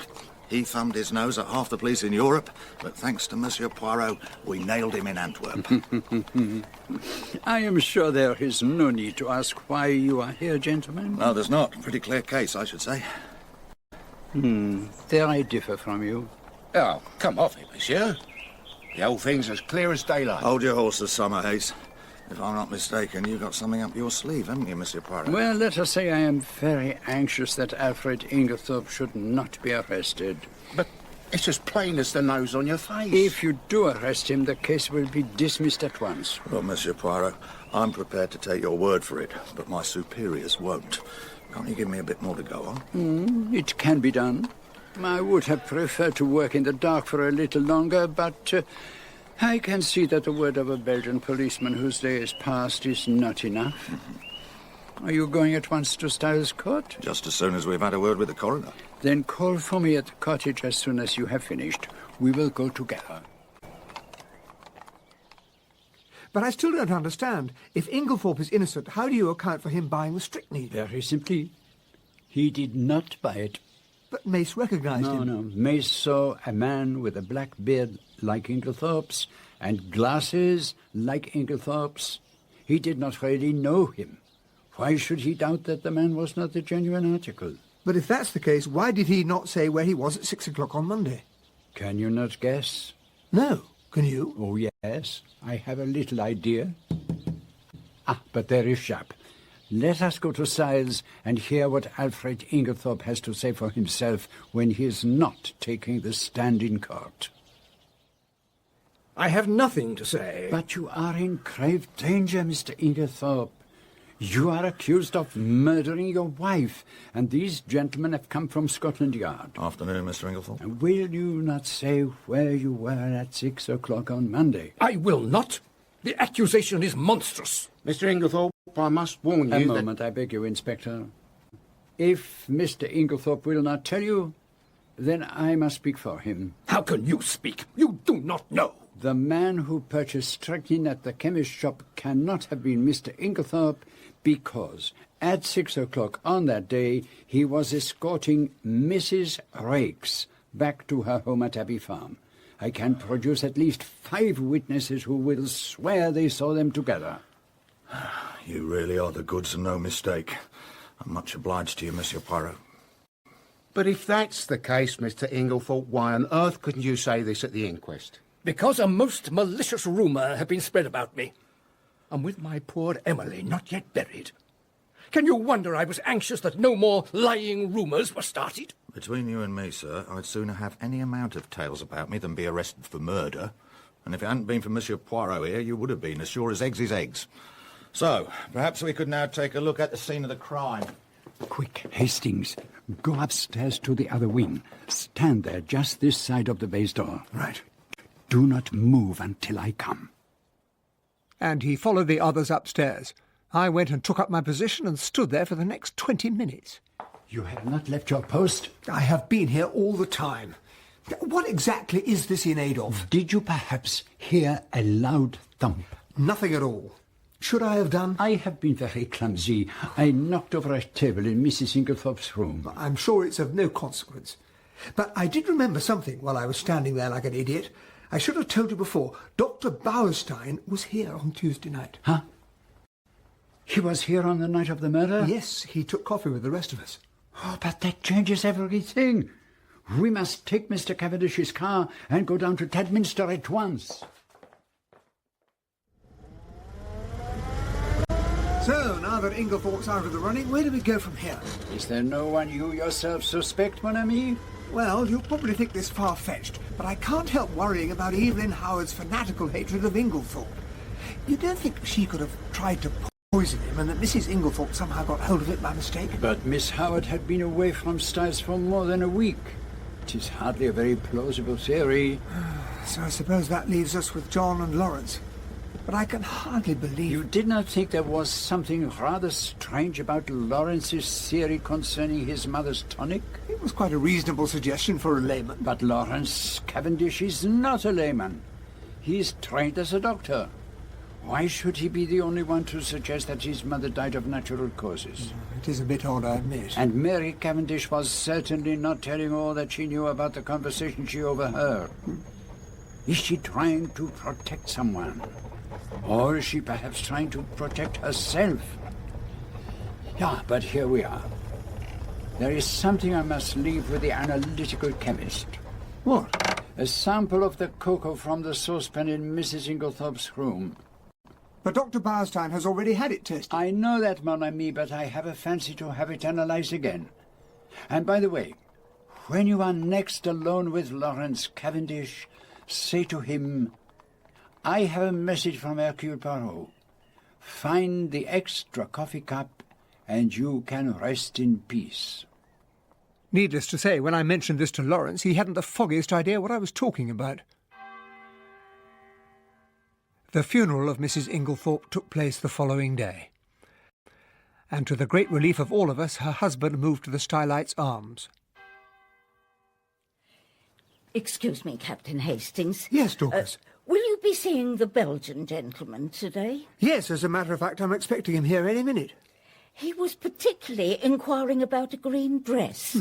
He seemed to think it was important. You mean you found it? Well, no, sir, but I have just remembered the young gentleman used to have a dressing-up box, and all kinds of old cast-offs found their way into it. It occurred to me there might be a green dress in there. It's up in the front attic. A crimson kimono, a cardboard breastplate, a very threadbare shooting jacket. What about this scarf? Could it be what we're looking for? No. Quite the wrong shade. We are not looking for emerald green. Scabbard? Bead necklace? A blue cloak. Oh. Look at this, my friend. Black beard. And observe, Hastings, it has been trimmed to make it look like the beard worn by Inglethorpe. A good place to hide it. Apart from Dorcas, the only people who appear to have known about the dressing-up box are John and Lawrence. And the beard is new. Everything else in the chest has been used over and over again, but this was obviously bought quite recently. I need someone to find out how it came here. You could always ask John. No, not John. Miss Howard might know, or she could certainly find out. An excellent idea. But I am in her black books because I prevented Inglethorpe being arrested. Can she be persuaded, I wonder? Well, Monsieur Poirot, what do you want? Out with it. I'm busy. Do you remember, mademoiselle, I once asked you to help me? Yes, I do. And I told you I'd help you with pleasure to hang Inglethorp. Miss Howard, my friend Hastings told me of something you said that impressed me very much. Well, what was that? That if somebody close to you had been murdered, you would instantly know who had committed the crime. And I suppose you think that's nonsense. Not in the least. And yet you don't believe me when I tell you it was Inglethorp that killed poor Emily. No, because you really do not believe that he did it. You are trying to shut out the name of the person your instinct tells you is the murderer. No, that's not true. I know you have too high a regard for justice to deceive yourself. Help me to unmask the real killer of your beloved Emily. Yes, you are right. Nothing must be allowed to stand in the way of justice. Tell me what you want me to do. Ah, Miss Murdoch, the very person I wanted to talk to. Monsieur Poirot wants to know if he can come and have a look round your dispensary. Of course he can. But tell him I'm not there on Wednesdays. He's such a funny little man. The other day he made me take the brooch out of my tie and put it straight. Yes, that kind of thing is rather an obsession with him. Captain Hastings, you're always so kind and know such a lot. I want to ask your advice. Go ahead. You see, Aunt Emily always told me I should be provided for. I suppose she forgot, or didn't think she would die so soon. But the long and short of it is, I'm not provided for. Do you think I ought to go away from here at once and stop living at Styles? Oh, good heavens, no. I'm sure they don't want to get rid of you. Mrs. Cavendish does. She hates me. And so does he. Oh, I'm quite sure you're wrong about Mary. And as for John... Oh, I didn't mean John. I meant Lawrence. Not, of course, that I care whether he hates me or not. But he's been behaving so strangely lately and tries to avoid speaking to me. It's rather horrid when no one loves you. I don't know what to do. I know what you should do, Cynthia. Marry me. Don't be silly. I'm not being silly. I'm asking you to do me the honour of becoming my wife, Miss Murdoch. You funny dear. It's perfectly sweet of you, but you know you don't really want to. Yes, I do. And there's nothing to laugh at. I don't see anything funny about a proposal. No, indeed. But next time somebody might accept you. Good morning, Captain Hastings. And thank you. You've cheered me up very much. Thinking over our little interview, it all struck me as being profoundly unsatisfactory. After lunch, I went for a stroll through the woods and sat down under an old beech tree, trying to work out the whole mystery. In a couple of minutes, I was sound asleep. It's no concern of yours, anyway. John and Mary Cavendish were standing only a few feet away, totally unaware that I was there. I won't have it, Mary. Do you understand? You won't have it. What right do you think you have to criticise my conduct? It's the talk of the village. My mother was buried only yesterday, and you spend all your time gadding about with that fellow. Oh, well, if it's only village gossip you're worrying about... Do you intend to go on seeing Bowerstein? If I choose. I deny your right to criticise my actions. Do you think I don't know what you're up to? What do you mean? You know very well what I mean. Mary, are you in love with this Bowerstein fellow? Perhaps. But if I am, it is no concern of yours. I stood there, not daring to make a move until Mary had gone. And then I stepped ostentatiously forward. John took it for granted that I'd only just come on the scene. Oh, hello, Hastings. Have you been seeing the little fellow back to his cottage? Is he getting any further, do you think? Well, if he is, he's keeping it to himself. Well, is he really any good, do you think? He was considered one of the finest detectives of his day. Oh, it's all such a nightmare. Scotland Yard men in and out of the house all the time. They were there again this morning. Screaming headlines in every paper in the country. There was a whole crowd of journalists outside the lodge this morning. It's like being in an exhibit in the Chamber of Horrors. I don't know whether I shall ever be able to hold my head up again. It'll pass. These things always do. But who could have done it? It's horrible to think that now Inglethorpe's out of it, it can only be one of us. But how could it be? Well, that's just it. There isn't anyone. You don't think... Yes? You don't think it could be Bowerstein? But what possible interest could he have in Mother's death? I've no idea, but Poirot got very excited when he heard Bowerstein had been at Styles when the coffee was poured out. And then again, it might have been the cocoa. I know for a fact that Poirot is not at all happy about the analysis Bowerstein had carried out. But cocoa couldn't have concealed the taste of strychnine. We've only got Bowerstein's word for that. And after all, he knows more about poisons than anyone else in the country. He could have used something else. Even so, I'm damned if I can see what his motive could have been. And in any case, he would have needed an accomplice. John went off back towards the house. And then a terrible thought struck me. Could Bowerstein's accomplice have been Mary? Had Mrs. Inglethorp found out that she was having an affair with Bowerstein and threatened to tell John all about it? Was that why she had been killed? Or had Mary cold-bloodedly used Bowerstein to get rid of a woman who was in her way? Two married women shouldn't have to share the same house.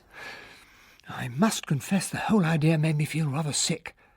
And I remembered what Mary had said on the very first afternoon we met. Not in a case of poisoning. Isn't that supposed to be the woman's weapon? I was in a very gloomy state of mind all the way back to Styles. As I reached the garden, Evie came rushing towards me. Captain, have you heard the news? What news, Evie? About Bowerstein. What's happened to him? He's been arrested. Good Lord. If you ask me, they've got the wrong black beard. In Part 3 of Agatha Christie's The Mysterious Affair at Styles, Hercule Poirot was played by John Moffat, Captain Hastings, Simon Williams, Detective Inspector Japp, Philip Jackson, Alfred Inglethorp, Hugh Dixon, Evelyn Howard, Nicola McAuliffe, John Cavendish, Sean Arnold, Mary Cavendish, Susan Jameson, Lawrence Cavendish, Nicholas Bolton, Cynthia Murdoch, Annabel Dowler, Dorcas, Hilda Schroeder. The coroner, Peter Howell, Dr. Bowerstein, Robert Portal, Mr. Mace, Harry Myers, Inspectors Summerhays, Don McCorkindale. The music was composed by Tom Smale.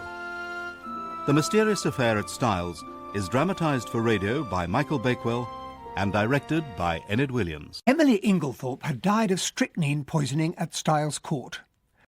We were all certain that her husband Alfred was the murderer, but Poirot had proved that the man had a strong alibi. So, could the murderer have been one of her stepsons, my friend John Cavendish, or his brother, Lawrence? Then it had occurred to me that it might be the mysterious Dr. Bowerstein. John Moffat as Hercule Poirot and Simon Williams as Captain Hastings in Agatha Christie's The Mysterious Affair at Styles. It does not surprise me. After all, we are only 4 miles from the coast. What has that got to do with it? Well, surely it is obvious, mon ami. Well, no doubt I'm very dense, but I cannot see what the proximity of the coast has to do with the murder of Mrs. Inglethorp. Unless the good Inspector Japp has taken leave of his senses, the matter has nothing to do with Mrs. Inglethorp. Then why has Bowerstein been arrested? For espionage, mon ami. What else? You mean he's a German spy? What, did you not suspect it? The idea never entered my head.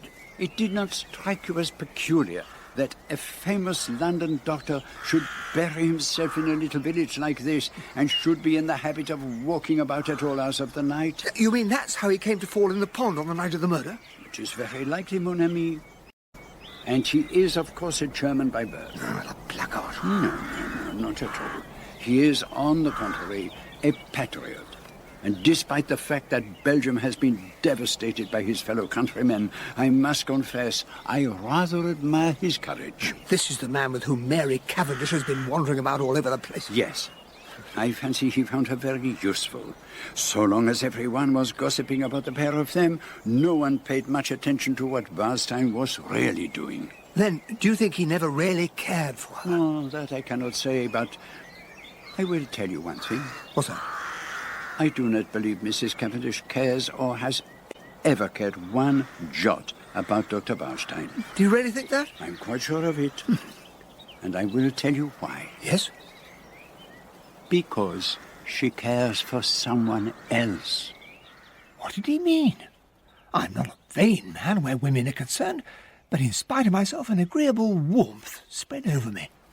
We must waste no more time and hurry on to the house. I have had a message from Miss Howard. She has discovered something. Here you are, Monsieur Poirot. Is this what you were looking for? I believe it is. Where did you find it, mademoiselle? On top of a wardrobe. But I've no time to stand here chatting. Meeting of the Charities Committee at the village hall, and Lady Tadminster's in the chair. Wouldn't do to keep her waiting. She's brown paper. Not very much to get excited about. Ah, but do you not see the label? Messrs. Parkson, theatrical costumiers. Is that what the beard came in? So it would seem. And it is addressed to, is it J. Cavendish or is it an L? Well, it's certainly not a J. What was it doing on top of a wardrobe? Ah, Monsieur Poirot. Nobody told me you were in the house. Good morning, Captain Hastings. Good morning, Inspector. What's that you got there? Oh, theatrical costumiers, eh? Where did this come from? Miss Howard found it on top of a wardrobe. Have you any objection to my hanging on to this, Monsieur Poirot? None at all, Inspector. It has told me all I wish to know. How is the investigation progressing? Oh, we've turned up a thing or two. As a matter of fact, we've come across another will. A will? Dated before Mrs. Inglethorpe's marriage, and leaving her entire fortune to Mr. Inglethorpe. But why did her solicitor not know of this? That's the funny thing about it. It was written on one of those printed will forms. And where did you find it, Inspector? In the desk in the boudoir. But I understood that Mr. Wells had gone through all Mrs. Inglethorpe's papers very carefully. You must have missed it. We found it stuffed into one of the drawers at the back. But I'd better be off, if you'll excuse me. Things are beginning to warm up. Goodbye, Mr. Poirot, Captain Hastings. Goodbye, Inspector. The poor chap. He has no method. Nevertheless, it is strange about the will. But here is the good Dorcas. A little word with you, mademoiselle, if I may. Yes, Mr. Poirot. Tell me, on the day before the tragedy, did anything go wrong with Mrs. Inglethorpe's bell? Oh, as a matter of fact, it did. Though I don't know how you came to hear of it. A mouse or some such must have nibbled the wire through. The man came and put it right on Tuesday. Thank you, mademoiselle. That is all I wanted to know. Oh, thank you, Mr. Poirot. One should never ask for outside proof. But the flesh is weak, and it is good to know one is on the right track. I am like a giant refreshed. A very small giant. Your little friend seems very pleased with himself. What's it all about? I really haven't the faintest idea. Is he quite mad? I believe there's method in his madness. Captain Hastings, I need to talk to you. Will you come into the garden? Oh, of course, I'd be only too happy. Tell me, do you think my husband and I are happy together? I don't think it's any of my business to have an opinion. Well, whether it's your business or not, I will tell you that we are not happy. You don't know anything about me, do you? Well, no, not really. My father was English, but my mother was Russian. Ah, now I understand. What do you understand? Well, there's a hint of something, rather different about you. My mother was very beautiful, I believe. But she died when I was a little child. I was told she'd taken an overdose of sleeping pills by accident. My father was in the consular service. I went all over the world with him. It was a splendid life, and I loved it. I can understand that. And then my father died. He left me badly off, and I had to go and live with some old aunts in Yorkshire. The deadly monotony of life with them was getting too much for me, and then I met John. I wasn't in the least in love with him. I married him to get away from the terrible boredom of my existence. I see. Don't misunderstand me. I was quite honest with him. I told him that I liked him very much and that I hoped to come to like him more. I'm sure he cared for me at first, but we drifted apart. It is not a pleasant thing for me to admit, but he tired of me very soon.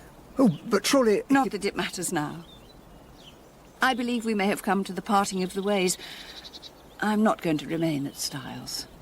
And John? I've no idea what he intends to do. You're going to leave him? I want to be free, Captain Hastings. You can have no idea what a prison this place has been to me. I hope you won't do anything rash. Rash? You know that Dr. Bauerstein has been arrested. My husband was so kind as to break the news to me this morning. So, what do you think? What should I think? Apparently he's a German spy, or so one of the gardeners told John. But I must go back to the house now. Thank you for listening to me so patiently. Just before tea time, I went to look for Poirot and was told that he had gone to Cynthia Murdoch's dispensary. But he knew very well that Wednesday was her day off. What on earth was happening to the man? I say, Hastings, if you happen to see your Belgian friend... Yes, Lawrence? Will you tell him I think I've found the extra coffee cup? I must admit I'd forgotten all about it. By the end of the afternoon, Poirot had returned. I found him sitting by the table in his cottage, his head buried in his hands. Ah, to speak or not to speak, that is the question, as your great poet puts it. What on earth are you talking about? The most serious of all things hangs in the balance. And what is that? A woman's happiness. The moment has come, and I do not know what to do. I see. By the way, Lawrence asked me to tell you he thinks he's found the extra coffee cup. Ah, that is good. He has more intelligence than would appear, this long-faced Monsieur Lawrence. Now, there is something on which I need your opinion. Are you a good judge of finger marks? Well, I know that none are ever alike. Then take a look at these. I have numbered the photographs 1, 2, and 3. Will you describe them to me? Number 1, I would guess, is a man's fingerprint, that of the index finger. Number 2 is a lady's, quite different in every way. Number 3, well, it's all rather confused, but there are 2 very distinct prints which appear to be the same as the man's finger in number 1. You are sure of that? As sure as I can be. Good. Now, number 1 is the fingerprint of Lawrence Cavendish. Number 2, that of Mademoiselle Cynthia. And number 3 is the highly magnified surface of a small bottle in the poison cupboard of the dispensary at Tadminster. You mean you deliberately went there when you knew Cynthia Murdoch wouldn't be around? But Lawrence was never near the poison cupboard on the day we were there. We stayed together all the time. Are you certain of that? No, I remember now. Cynthia and I were having tea out on the balcony, and she suddenly realised Lawrence wasn't with us and called out to him to join us. But it could only have been for a moment. Long enough. Long enough for what? Long enough for a man who had once studied medicine to gratify a very natural interest. What was in that particular bottle? Hydrochloride of strychnine. Good Lord. There is far too much strychnine in this case. Strychnine in Mrs. Inglethorp's tonic, strychnine sold across the counter to someone wearing a false beard, and now we have a strychnine bottle handled by Lawrence Cavendish. It is all very confusing. And as you know, I do not like confusion. Entrez. I hope you will forgive my intruding, but they told me that you were here with Monsieur Poirot, Captain Hastings, and I thought I would call for you. Oh, madame, I hoped you had called to honour me with a visit. I would be only too happy to come whenever you wish. If you should ever need a father confessor, madame, remember that Papa Poirot is always at your service. I won't forget, Monsieur Poirot. Will you walk back with us to Styles? I should be enchanted, madame. The weather had broken, and it felt more like autumn than early summer. Mary shivered and buttoned her coat close. As we went through the great door of Styles, we came upon Dorcas. She was trembling and very pale. They've arrested him, ma'am. They've arrested Mr. Cavendish. They've arrested Lawrence? No, sir, not Master Lawrence. Master John. John?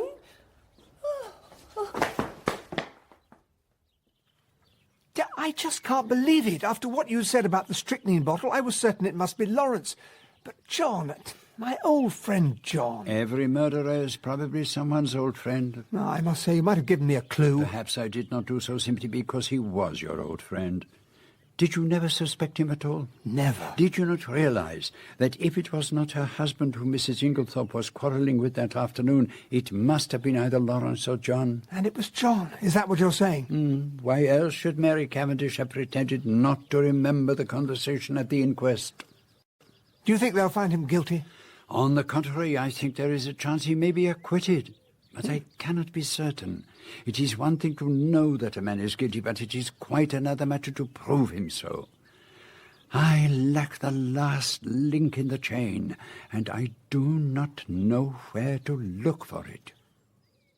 Did that mean Poirot believed John to be guilty or not? It was 2 months before John was committed for trial at the Old Bailey, and during those weeks all my admiration and sympathy went out to Mary Cavendish. All thoughts of leaving John had been cast aside. She was determined to fight for him tooth and nail.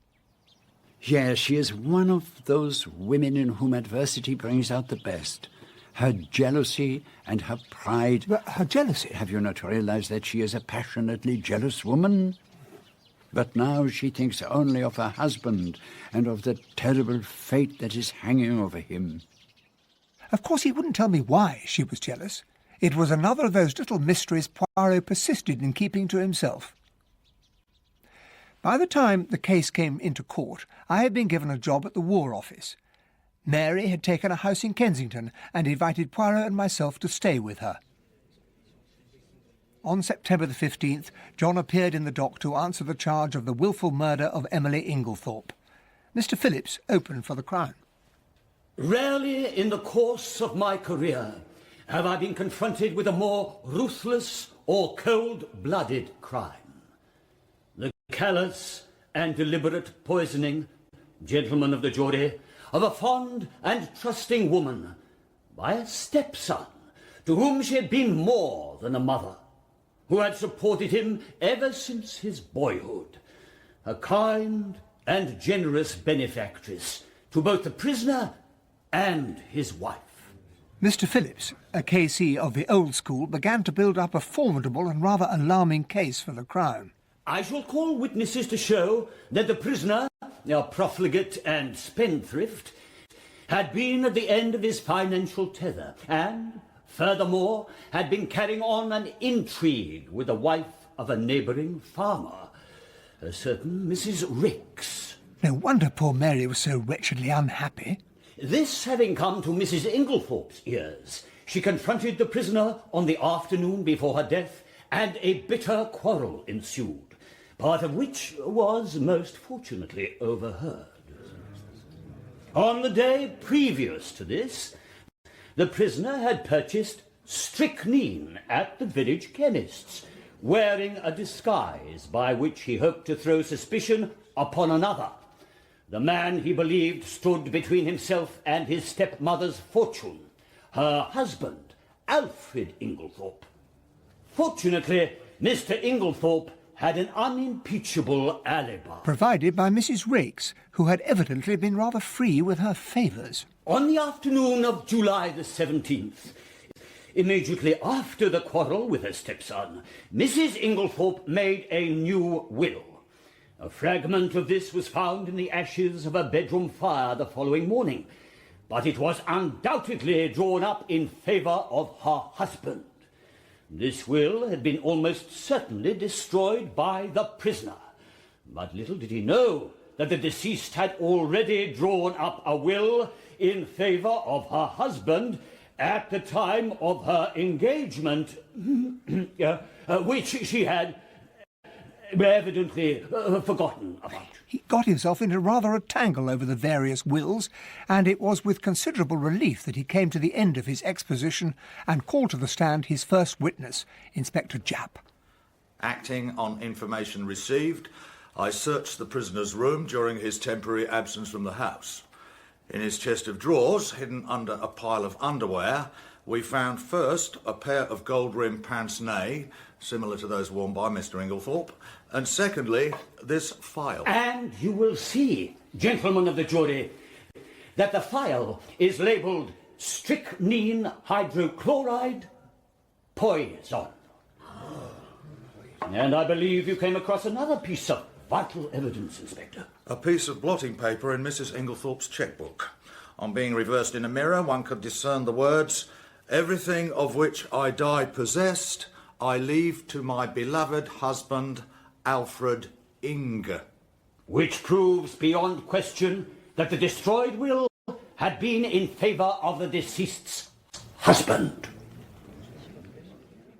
The counsel for the defence, Sir Ernest Heavyweather, was renowned for his bullying tactics, but it took him quite an effort to make any impression on the imperturbable Jap. Tell me, Inspector, what day did you say it was that you searched the defendant's room? Tuesday, the 24th of July. Exactly a week after the tragedy. And you say that you found the pince-nez and the phial of strychnine in the chest of drawers. Was the drawer unlocked? Yes, it was. Does it not strike you as unlikely that a man who is supposed to have committed murder should keep such incriminating pieces of evidence in an unlocked drawer where anyone could find them? He was probably in a hurry. But it was a whole week after the crime. He would have had ample time to take them out of the house and destroy them. Perhaps. There is no perhaps about it. Would he or would he not have had time to take them out of the house and destroy them? Yes. Now, you say you found these things underneath a pile of underwear. That is correct. Heavy or light? Heavy or light what? Underclothing? Heavy-ish. Winter underclothing. Obviously, the defendant would not be likely to go to that drawer. Perhaps not. Kindly answer my question.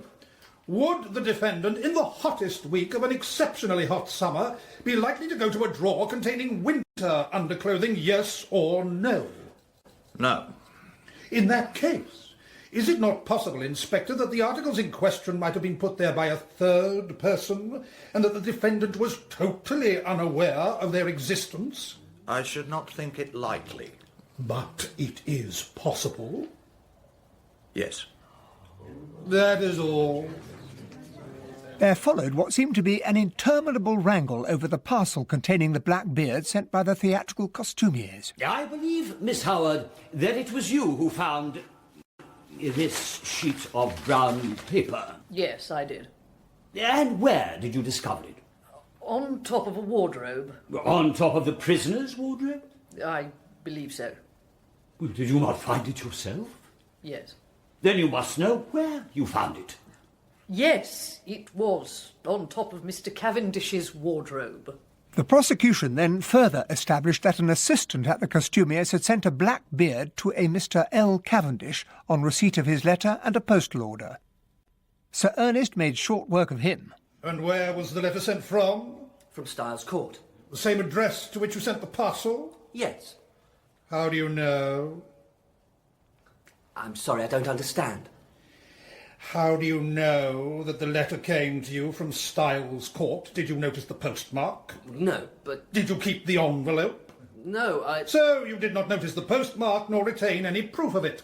And yet you affirm so confidently that it came from Styles. It might in fact have been any postmark. I suppose it might. In fact, the letter might have been posted from anywhere. From Wales, for instance. The significance of that last question only became apparent when Lawrence Cavendish took the stand, for at the date when the beard had been ordered, he had in fact been in Wales. Do I understand that you deny having sent an order for a black beard on the 25th of June? I do.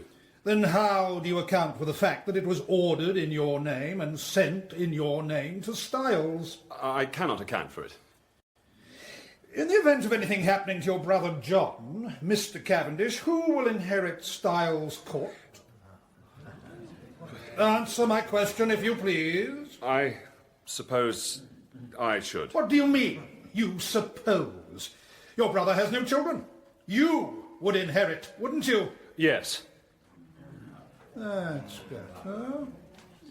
Now, on Tuesday, the 17th of July, you went, I believe, to visit the dispensary at the Red Cross Hospital in Tadminster.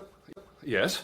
Did you, while you happened to be alone there for a few seconds, unlock the poison cupboard and examine some of the bottles? I may have done so. I put it to you that you did. Yes. Did you examine one bottle in particular? No, I do not think so. Be careful, Mr. Cavendish.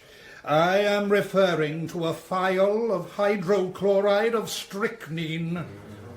No, I am sure I didn't. Then how do you account for the fact that you left the unmistakable imprint of your fingers on it? I suppose I must have taken up the bottle. I suppose so too.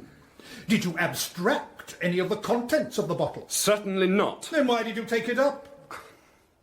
I once studied as a doctor. Such things naturally interest me. So, poisons naturally interest you, do they, Mr. Cavendish? But you waited until you were alone before gratifying this interest of yours? Well, I have nothing further to ask you, Mr. Cavendish. He is a clever man, Sir Ernest. Do you think he really believes Lawrence is guilty? I do not think he believes anything. What he is trying to do is to create such confusion in the minds of the jury that they cannot be certain which of the brothers did it. He is trying to make out that there is as much evidence against Lawrence as there is against John. And I think he may well succeed. But on the following day, when John took the stand, things began to go badly against him. Particularly when he was asked why he did not come forward at the inquest to explain that it was he and not Alfred Inglethorp who had been overheard quarrelling with his stepmother. It never occurred to me that anyone could have mistaken my voice for that of Mr. Inglethorp. I was told there had been a quarrel between him and my mother, and I simply did not think this had any connection with my own disagreement with her. Not even when the housekeeper, Dorcas, repeated certain fragments of the conversation. Fragments which you must certainly have recognised. I did not recognise them. You must have a curiously selective memory, Mr. Cavendish. The fact is that we were both angry and said more than we meant.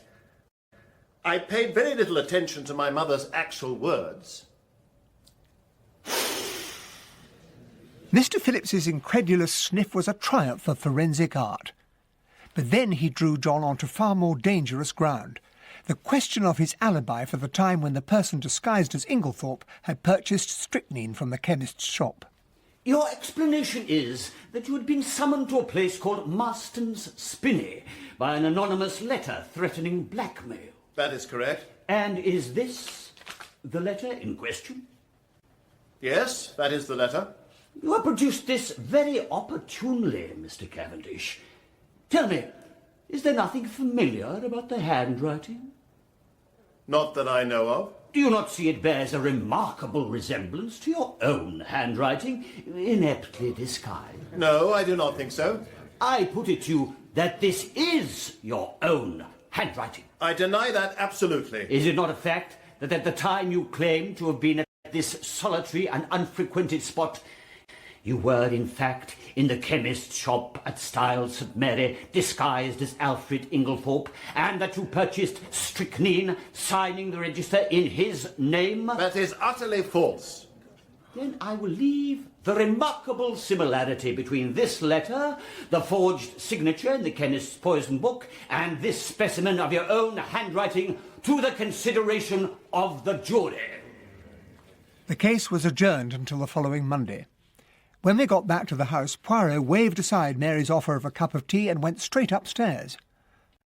After a while I followed him, and to my utter amazement found him building a house of cards. No, Hastings, I am not yet in my second childhood. Sherlock Holmes had his violin, I have my house of cards. It requires precision of the fingers, and with precision of the fingers comes precision of the brain, and never have I needed it more than now. You've certainly got a remarkably steady hand.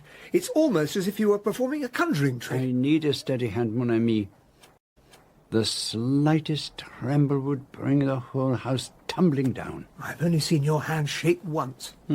On an occasion when I was enraged, perhaps? You certainly were. It was when you found that the dispatch box in Mrs. Inglethorpe's room had been forced open. You stood by the mantelpiece fiddling with the spill vases, and your hand was shaking like a leaf. Oh, mon Dieu! What's the matter? It is that I have an idea. A stupendous idea. And you, my friend, have given it to me. Steady on. Where can I find a garage? Why do you want a garage? I must return to Styles at once. Part 4. John Cavendish had been put on trial at the Old Bailey for the murder of his stepmother, Emily Inglethorp, and things were going badly against him. But then Poirot had a sudden flash of inspiration and rushed off back to Styles in a state of high excitement.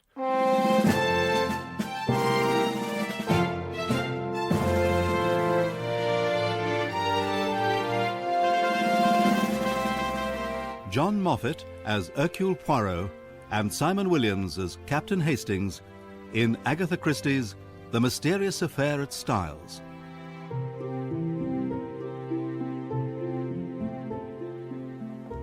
I've had a telegram from Monsieur Poirot. He says we must all return immediately to Styles. Everyone who was in the house at the time of the murder must be present. What on earth for? He wants to hold a little reunion, as he puts it. Even Inspector Japp has been invited. Ours not to reason why, I suppose. There's no point in trying to argue with him when he's like this, and even less point in asking him what it's all about.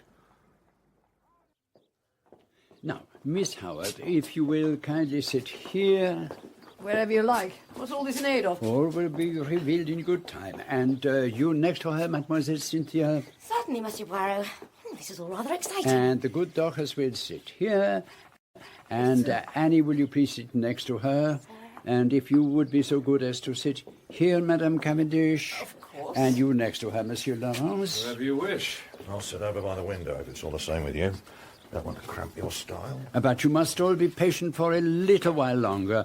We must delay the proceedings until Monsieur Inglethorp arrives. If that man comes into this room, I leave it. But mademoiselle, it is most important that you remain here.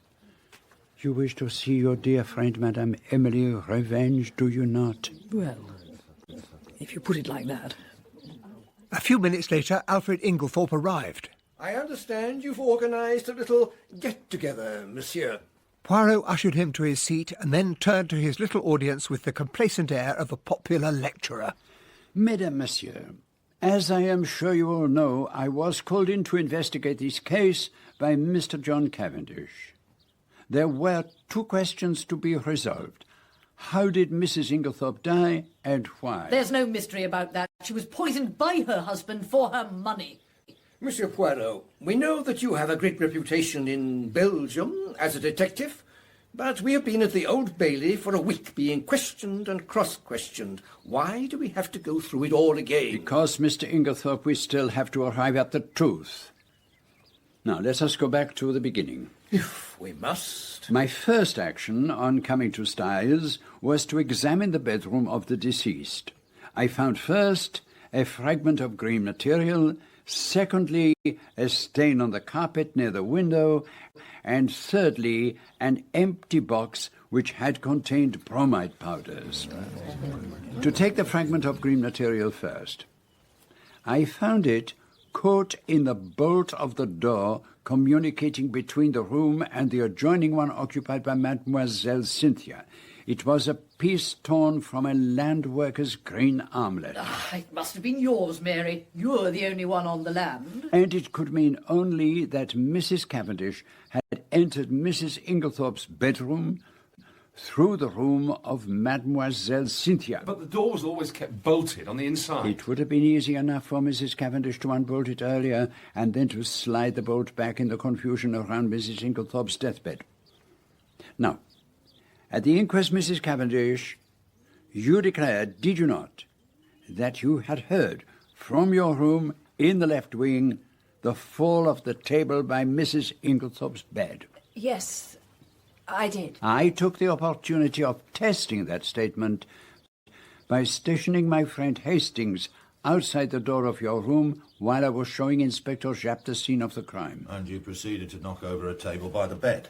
A clumsy accident, you said at the time. So that's what it was about. And of course I didn't hear a thing. This confirmed my suspicion that Mrs. Cavendish was not in her bedroom at the time of the tragedy, but was actually in Mrs. Inglethorpe's room. I looked at Mary. Never had I seen her so proudly beautiful. It was inconceivable that she could have murdered Mrs. Inglethorpe. And then I remembered once again the gleam in her wonderful tawny eyes when she'd said that poison was a woman's weapon. So, let us assume that Mrs. Cavendish is in her mother-in-law's room under the impression that she is sleeping peacefully. She is searching for something. Suddenly, Mrs. Inglethorpe wakes and is seized by an alarming paroxysm. She flings out her arm, overturning the bedside table, and then pulls desperately at the bell. Thoroughly alarmed, Mrs. Cavendish drops her candle, and the grease spills onto the carpet. She picks it up and retreats back to the room of Mademoiselle Cynthia, closing the door behind her. You mean she didn't lift a finger to help poor Emily? Patience, mademoiselle. Mrs. Cavendish hurries out into the passage, but already the footsteps of the servants are echoing along the gallery. Quickly she goes back into the young girl's room and starts to shake her awake while the servants are battering on Mrs. Inglethorpe's door. When Mr. Lawrence discovers her there, she joins the others, and it occurs to no one that she has not arrived with the rest of the family. Am I right, madame? Yes, Monsieur Poirot, you are quite right. You must understand that if I'd thought it would do my husband any good to reveal these facts, I would have done so. It showed a callous disregard for my poor wife's suffering. But what I don't understand is why I didn't wake up while all this was going on. Because you had been drugged, mademoiselle. Drugged? And with this in mind, I examined all the coffee cups from which everyone had drunk that evening, remembering that it was Mrs. Cavendish who had given you your coffee. I took a sample from each cup, but I had made a serious miscalculation. You hadn't realised that Dr. Bowerstein was there that evening, so there were 7 cups instead of 6. So the missing cup could only be Cynthia's. Oh, I know, because I'm the only one who doesn't take sugar. But then my attention was caught by something you said, Annie, that there was a substance that looked like salt on Mrs. Inglethorpe's cocoa tray. Accordingly, I sent a sample of the cocoa to be analysed. But Dr. Bowerstein had already done that, hadn't he? Aha, but he had asked the analyst to look for traces of strychnine. I wanted to find out whether it contained a narcotic. And, of course, it did. You had administered a safe but effective narcotic both to Mademoiselle Cynthia's coffee and to Mrs. Inglethorpe's cocoa. You can imagine my feelings when the poor soul died in agony and everyone said she'd been poisoned. It was the most awful hour of my life, and I shall never forget it. Now I understand why you offered your services as a father confessor, Monsieur Poirot. I should have told you everything. So now we are able to explain why the symptoms of strychnine poisoning took so long to make their appearance. You mean that the drugged cocoa taken on top of the poisoned coffee would have delayed its effect? Exactly, Monsieur Lawrence. But we come now to a little difficulty. Mrs. Inglethorpe never drank her cup of coffee. Do you remember the stain on the carpet of Mrs. Inglethorpe's room? It was still damp and smelled strongly of coffee. I realized what must have happened when I put my little case on the table near the window and it instantly tipped up. The same thing must have happened when Mrs. Inglethorpe put her coffee down on it, and so she heated up her cocoa instead. So she never drank any coffee at all? No. And yet the strychnine must have been administered between 7 and 9 that evening. So how was it done? Through a substance so suitable for disguising its taste that it is extraordinary that no one thought of it. Her medicine.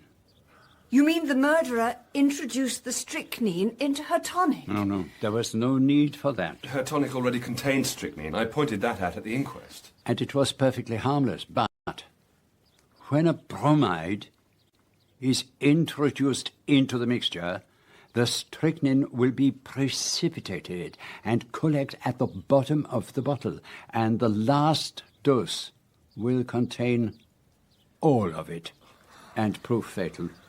So those bromide powders I made up for... were added to her medicine. But you were not to know that they were to be used in that way. No. I had no idea they could have that effect. And the person who habitually poured out Mrs. Inglethorpe's medicine was always careful not to shake the bottle, so as not to disturb the deadly sediment at the bottom. Quite ingenious, really, when you think about it. But please go on, Monsieur Poirot. Throughout the case, there have been indications that the tragedy was intended to take place on the Monday evening. Mrs. Inglethorpe's bell wire had been severed. Mademoiselle Cynthia was spending the night with friends.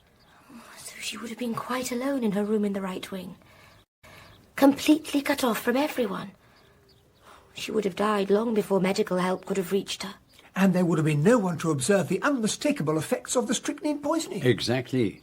But on that Monday night, in her hurry to be on time for the concert, Mrs. Inglethorpe forgot to take her medicine. Oh, she didn't forget it, sir. I told her she ought to take it, but she said it'd do her no harm to go without it for once. And alas, she was right. For by not taking that last fatal dose until the following evening, she prolonged her life for another 24 hours, and it is to the events of those 24 hours that I shall now turn. Is this really necessary? None of it's getting us anywhere. It is necessary, Mr. Inglethorp, and as you will see, it is getting us somewhere. Let us now consider the matter of the will. Was it the will you were looking for in Emily's room, Mary? Did you destroy it? No, I wasn't looking for the will, Lawrence, and the only person who could have destroyed it was Mrs. Inglethorp herself. That's ridiculous. I thought she was supposed to have made it on the afternoon before her death. You can't tell me she destroyed it on the same day. Nevertheless, mademoiselle, that is what happened. How else can you account for the fact that on one of the hottest days of the year, Mrs. Inglethorp ordered a fire to be lit in her room? Stands out like a sore thumb, really. Mrs. Inglethorp would have ordered a fire only because she wanted to destroy something so that no one would ever see it and could think of no other way.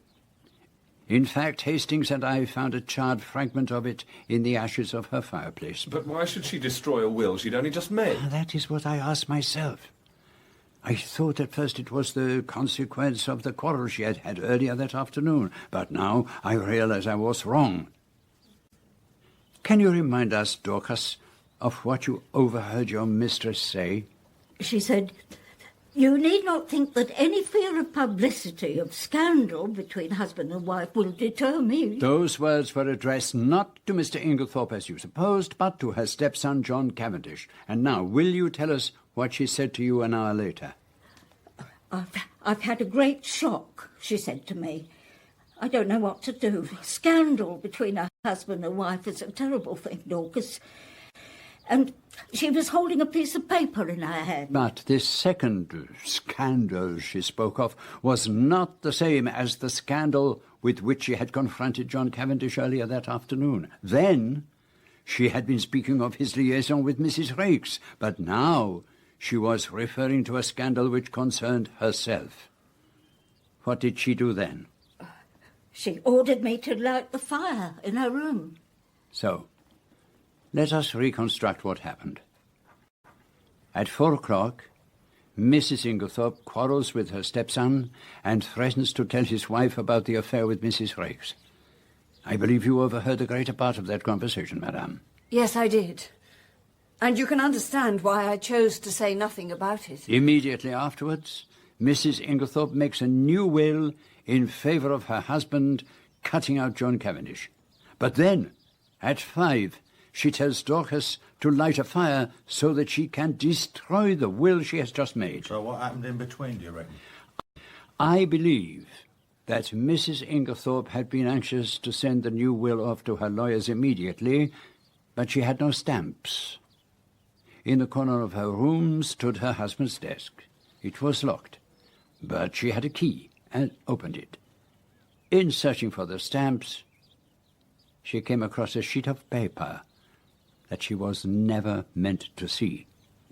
This was the paper that Dorcas saw her holding in her hand shortly afterwards, and this, I believe, Mrs. Cavendish, was what you were searching for in her room on the night of her death. I was certain that it was a letter from Mrs. Raikes to my husband. Mrs. Inglethorp told me that it had nothing to do with him, but I didn't believe her. So, what was this paper? It was a letter written in haste by the murderer to his accomplice when he realized that Mrs. Inglethorp's death would take place 24 hours later than they had planned. I will read it to you. Dearest Evelyn, you will be anxious about hearing nothing. It is all right, only it will be tonight instead of last night. There's a good time coming once the old woman is dead and out of the way. No one can possibly bring the crime home to me. That idea of yours about the bromide was a stroke of genius, but we must be careful. One false step, here the letter breaks off. But there is... You devil! How did you get hold of it? I don't think that need concern us now, Mr. Inglethorp. There's a Black Maria outside. We don't want to keep it waiting, do we? You too, Miss Howard. The moment I set eyes on you, I knew you were going to be trouble, you little egg-shaped monster.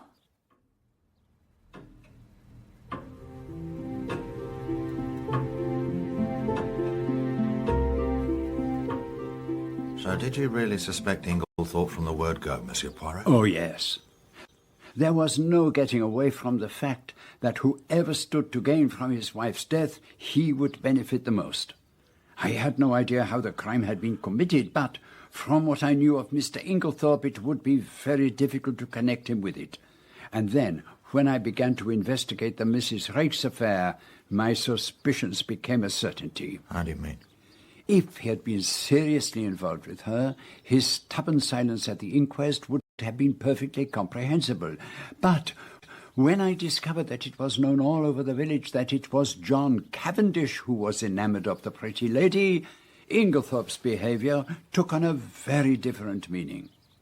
It was nonsense to pretend that he was afraid of a scandal, and so I was forced to the conclusion that by constantly refusing to say where he had been when the strychnine was purchased, he was doing his utmost to get himself arrested. And from that moment, I was equally determined that he should not be. But why on earth should he want to be arrested? Because we have a very curious law in this country, that if a man is once acquitted of a crime, he can never be tried again for the same offence. And if it hadn't been for Monsieur Poirot, I should have fallen headlong into the trap. I would have arrested Inglethorp, he would have revealed his irreproachable alibi, and he would have been safe for life. But even so, he was actually seeing Mrs. Raikes. Oh, yes. They took harmless little walks together along the lanes at times when Inglethorp particularly wanted to establish an alibi for himself. Like the time he was supposed to have bought the strychnine from the chemist's shop. But I still don't see how he managed that. I mean, how could he be in two places at once? Oh, is it possible? Huh? My poor friend, have you not realized it was Miss Howard who went to the chemist's shop? Miss Howard? In that black beard? Who else? She is of a similar height, her voice is rather manly, and remember that she and Inglethorp are cousins, and that there is a distinct resemblance between them. And do you think the use of the bromide really was her idea? I am inclined to think she was the mastermind in the whole affair, and had been planning Mrs. Inglethorp's murder from the moment she first arrived at Styles. I fancy that she and Inglethorp were already passionately involved with one another. So, all she had to do was to introduce him into the household at Styles and let him work his wicked will on Mrs. Inglethorp. Poor Emily. She saw herself as such a forceful character, but underneath it all she was lonely and terribly gullible. But would Evelyn Howard really have the medical know-how to set up the poisoning? Oh, no special knowledge was needed, my friend. All that she had to know she could have picked up from one of Lawrence Cavendish's medical textbooks. She knew that Mrs. Inglethorp had a box of bromide powders and would occasionally take one at night. What could be easier than to dissolve one of them in her bottle of medicine? And by the time Mrs. Inglethorp had swallowed the last fatal dose, Miss Howard would have engineered her silly quarrel with her and left the house. Ah, yes, it was a clever idea, and if they had left it alone, the murder would probably never have been linked to them. What do you mean, if they'd left it alone? They wanted a scapegoat, and decided to throw suspicion on John Cavendish. That is the sole reason for Evelyn Howard putting on the black beard and obtaining the strychnine. So that she could sign Inglethorp's name in John's handwriting? I presume it must also have been Miss Howard who wrote the note telling Cavendish to go to Martin's Spinney, or wherever it was. And again, she wrote it in his handwriting. But then all their careful planning was thrown into confusion because Mrs. Inglethorp did not take her medicine on the night they had calculated she would. Even so, it was pretty stupid of Inglethorp to write that letter. I think his wife actually came into the room while he was writing it. He slipped it into his desk and went off for a walk. And it was only by the merest chance she happened to find it. Poor Emily. It must have been a terrible shock for her. I suppose Inglethorp couldn't have realised it was missing until after her death. But how on earth did he know where she'd put it? She always kept personal and important documents in her dispatch case. Just imagine the feelings of Mr. Inglethorp the following morning when he hears that John Cavendish and Mr. Wells are to examine the contents of the case and that I have the key. He panics and breaks it open. Every moment is vital. So, what do you think he does with the letter? I haven't the foggiest. Do not forget, the fire is not lit, so he cannot burn it. Instead, he tears it. He tears it into long, thin strips, rolls them into spills, and puts them among the others in the jars on the mantelpiece. Oh, however did you work that out? So you, mon ami. Me? Yes, you told me that my hands were shaking after I discovered that Mrs. Inglethorpe's dispatch case had been broken into and that I was straightening the spill jars on the mantelpiece. But then, you see, I remembered that I had already straightened them earlier that morning. So, someone else must have moved them. And that is why you rushed back to Styles. So you see, Captain Hastings, we owe it all to you. But I'd better be off. I must see these precious cousins off to their respective jails. Thank you, Monsieur Poirot. Once again, you've saved me from making an ass of myself. I do think you might have given me a few hints instead of leading me up the garden path like that. Oh, I did nothing of the kind, mon ami. At most, I permitted you to deceive yourself. But why? Because you have a nature so honest and a countenance so transparent that if I told you my ideas the very first time you looked upon Alfred Inglethorpe, that astute gentleman would, in your charming English phrase, have smelt a rat. I think I have more diplomacy than you give me credit for. Oh, no, do not enrage yourself, my friend. Your help has been most invaluable. It is but your beautiful nature that gave me pause. I still think you might have given me a few clues. As it was, you left me to flounder about on my own, suspecting practically everybody. Bowerstein, Mary Cavendish, Lawrence, well, particularly Lawrence. After all, he was behaving very strangely. You realize, of course, what was behind all that? No. Well, you did not see that he believed Mademoiselle Cynthia to be guilty of the crime? But that's ridiculous. No, not in the least. The possibility was in my mind when I asked Mr. Wells about the provisions of the will. And it was Mademoiselle Cynthia who made up the bromide powders. Shall I tell you what made Monsieur Laurence turn so pale when he first entered his dying stepmother's room? What? He saw that the door into Mademoiselle Cynthia's room was unbolted. But he saw it was bolted. Exactly. And that confirmed my suspicion that it was not. He could not have realized that Mary Cavendish had opened it. He believed that Cynthia had done so, and he was determined to shield her. But why? Because he is in love with her. Oh, no, Poirot, you're quite wrong there. I know for a fact that he doesn't care for her at all. Who told you that? Cynthia herself. They are like that, les femmes. Why else did he grind Mrs. Inglethorpe's coffee cup into the floor with his heel? Because he suspected that Mademoiselle Cynthia may have had something to do with the poisoning, and he was determined there should be no chance of analyzing its contents. Was that why he kept on insisting that his stepmother had died from natural causes? Of course. He hoped, as a trained doctor, his opinion might carry some weight. And what about the extra coffee cup you wanted him to find? I was fairly certain that Mary Cavendish had hidden it to conceal the fact she had put a sleeping draught into Mademoiselle Cynthia's coffee. If I could prove that, then the young lady would be in the clear. Well, I'm glad it's all ended happily. Even John and Mary seem to be reconciled. And they have me to thank for that. You? What, do you not realize it was the trial that brought them together again? I was convinced that John Cavendish loved his wife and she him, but they had drifted far apart. You remember the day of John Cavendish's arrest, when you found me deliberating over a major decision? Yes, but I had no idea what it was all about. I was trying to decide whether or not I should clear John Cavendish at once. You mean you could have saved him from being brought to trial at all? Oh, yes, my friend. But in the end, I decided in favor of a woman's happiness. Nothing but the great danger through which they have passed could have brought these two proud souls together again. I looked at him with silent amazement. The colossal cheek of the man. Who but Poirot would have thought a trial for murder would restore conjugal happiness? One moment, Hastings. Do you see? Over there, by the fountain. Lawrence and Cynthia. Good Lord, she's kissing him.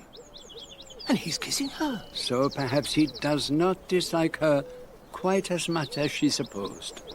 They make a pretty pair, don't they? Thank goodness they've realised at last what was obvious to the rest of us. It wasn't obvious to me. I'm going back to London. Inspector Japp says John will be set free tomorrow morning.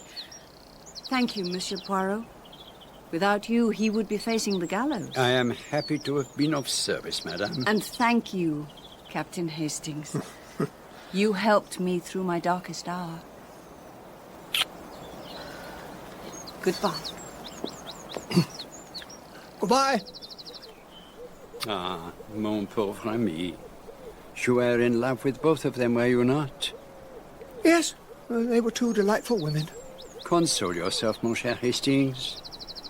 One day this terrible war will be over, and we will hunt together again.